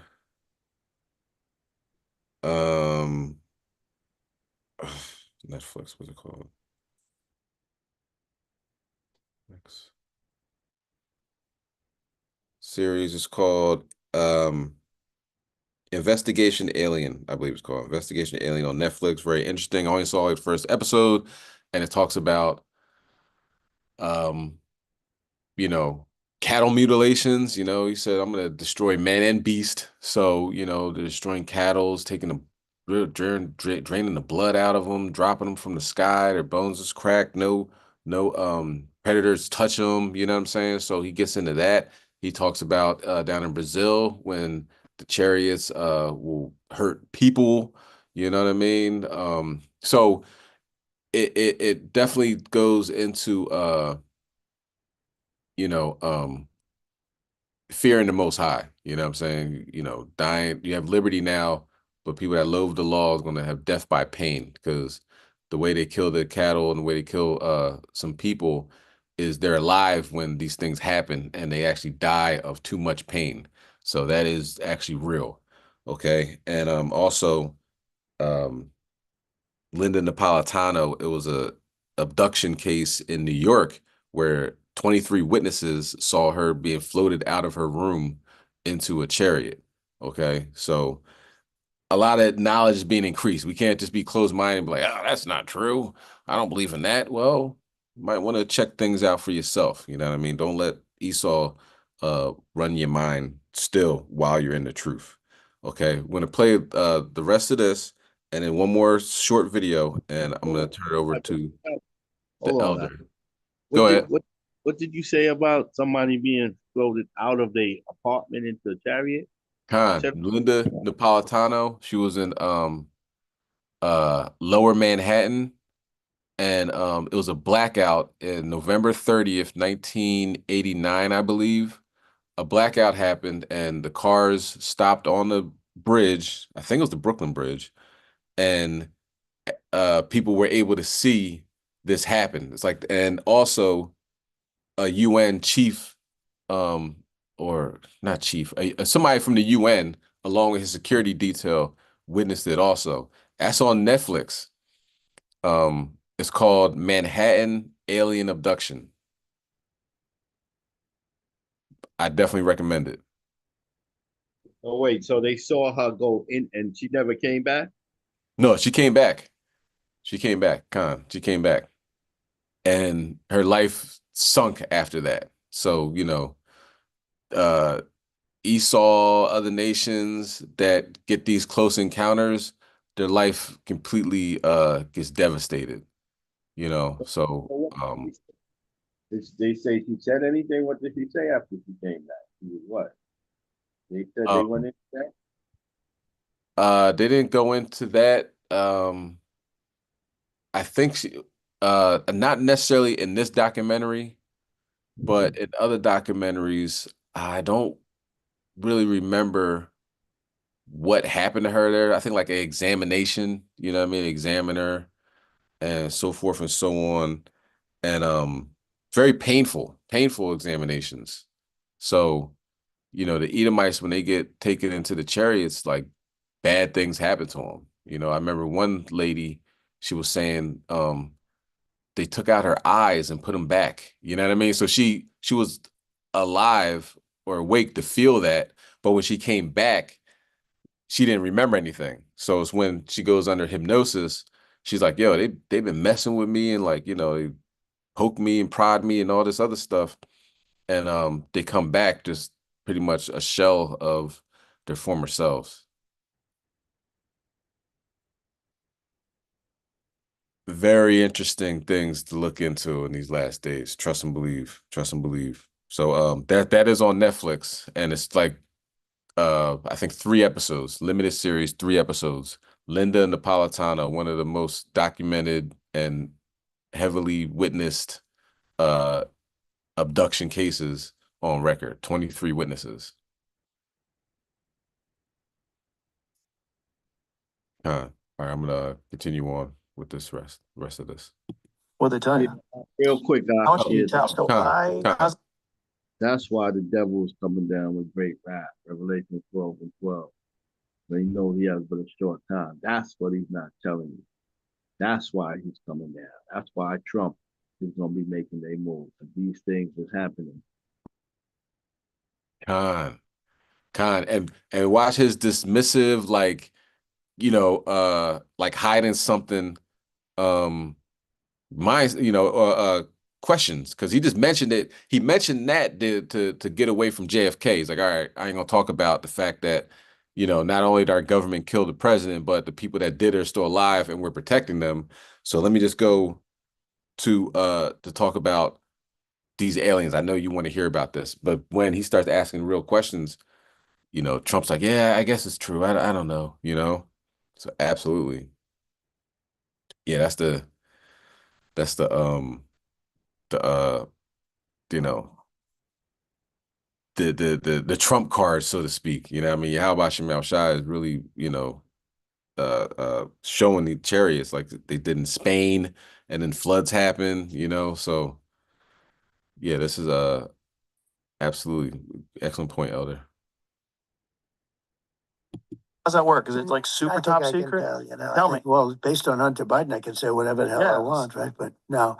But I interviewed a few people. It's never been my thing, I have to be honest. I have never been a believer. I have people that Area 51 or whatever it is, I think it's the #1 tourist attraction in the whole country or something. Area 51 in Las Vegas. Do you know that, right? Sure, I know what it is. So anyway, but it's a big tourist thing. So I interviewed jet pilots that say they saw something. If you saw them, you'd love to have them as I've had a couple in here. Commander David Fravor. I had him in, who had that sighting in 2004. Very, very compelling with video evidence, radar evidence. Brian Graves. I don't believe his name, but I interviewed jet pilots that were solid people. Perfect. I mean, great pilots, great everything. And they said, we saw things, sir, that were very strange. Like a round ball, but it wasn't a comet or a meteor. It was something. And it was going 4 times faster than an F-22, which is a very fast plane, And it was round, which is in theory a great shape. So when you were talking to these people, was this something that you were compelled to have conversations about? Was this your personal interest? A little bit. It's not a great interest for me, but it's a little interest. I get that question as much as almost any question. Do you think that we have aliens coming, flying around or whatever? What do you think?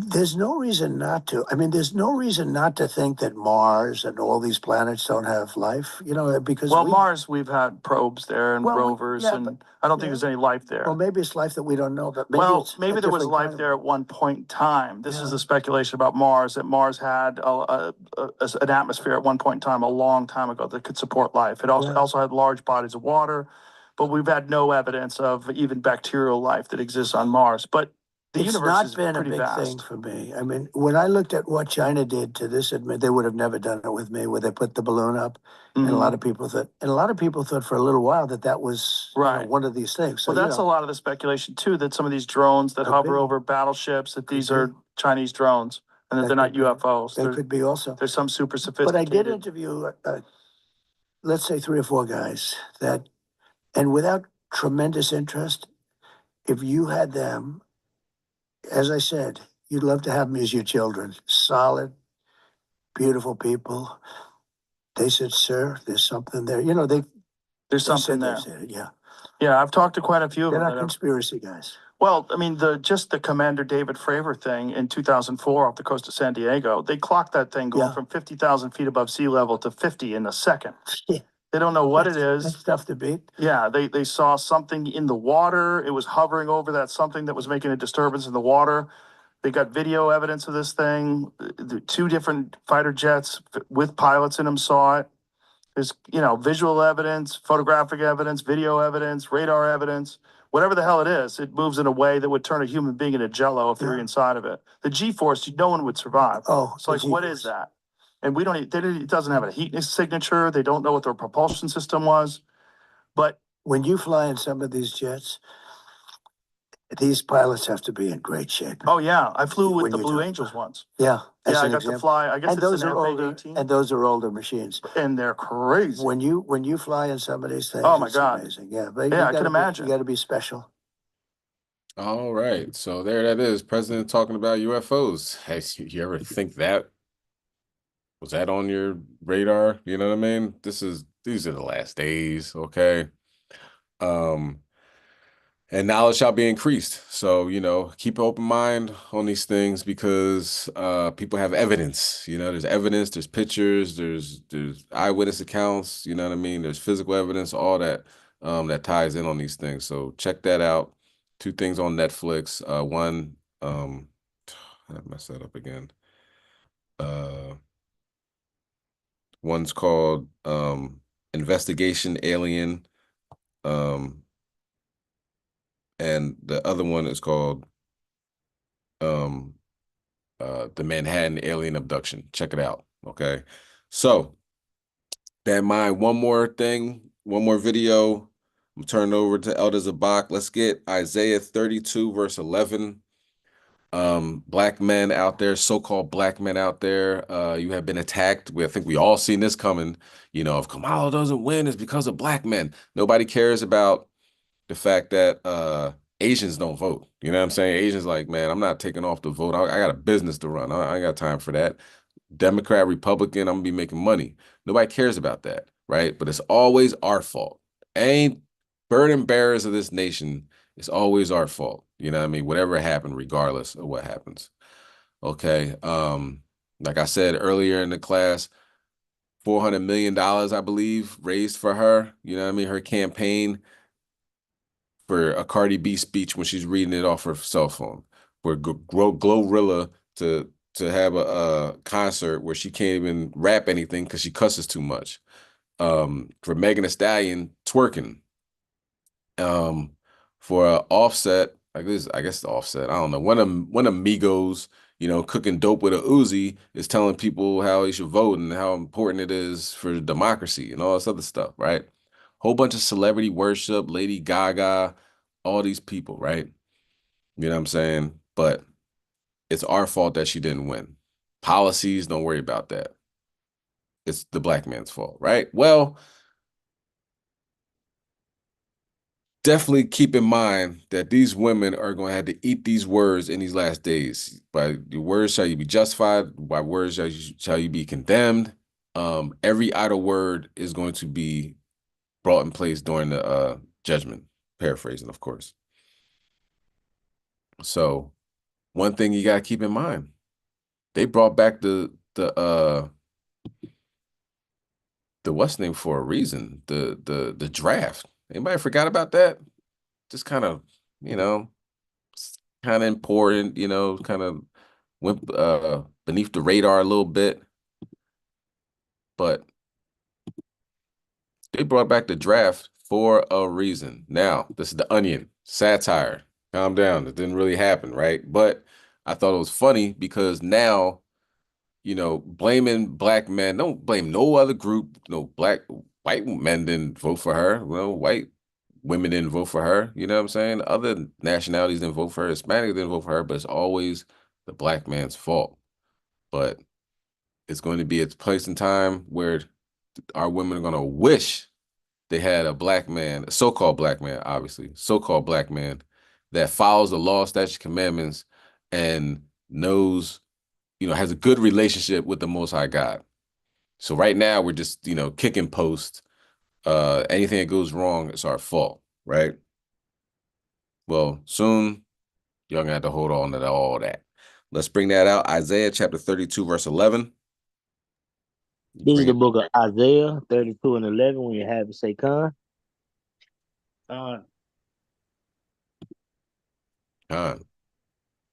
Tremble ye women that are at ease, but troubled.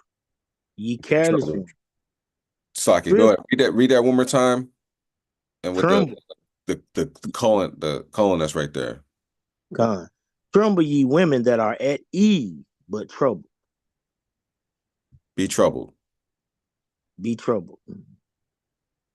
Ye careless ones, strip you and make you bare, and grid sackcloth upon your loins. So it's gonna be a rough time. Like, oh, I can't get my hair done. Oh, I can't get my nails done. Well, all that stuff gonna go out the window because it's gonna be wartime real soon.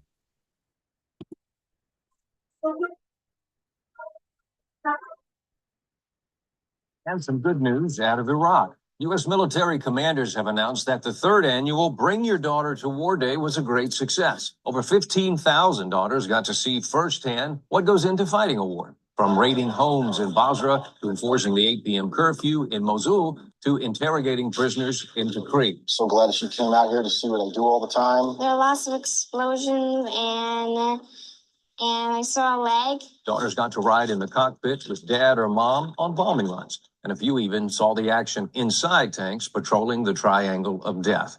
Conceived as a way to open young women's eyes to opportunities in the armed forces, Bring Your Daughter to War Day also provides a way for girls to see their parents once a year. It's something she'll never forget for the rest of her life, I'm sure. She got to go in, we raided a few houses. She came in behind me and got to try out the new Arab words she learned. Shubada. What's that mean? Let me see your hands. Yeah. Organizers called this year's event the most successful so far. Only 4 girls were killed, down from a dozen last year, making it the most accident-free on record. And here comes President Bowley. All right. Yep. Coming soon to a war zone near you. I'll turn it over to Elder Zabak. Kom Yashala.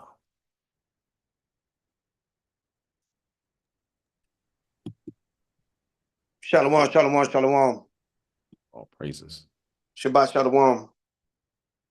Shalom. Shabbat shalom. Shabbat. Shalom. Shalom. Shalom. Shalom. Shalom. How about Shemel Shah Simatan to the sisters? So, Kasaja, can you make this a separate video? Khan. All right. This is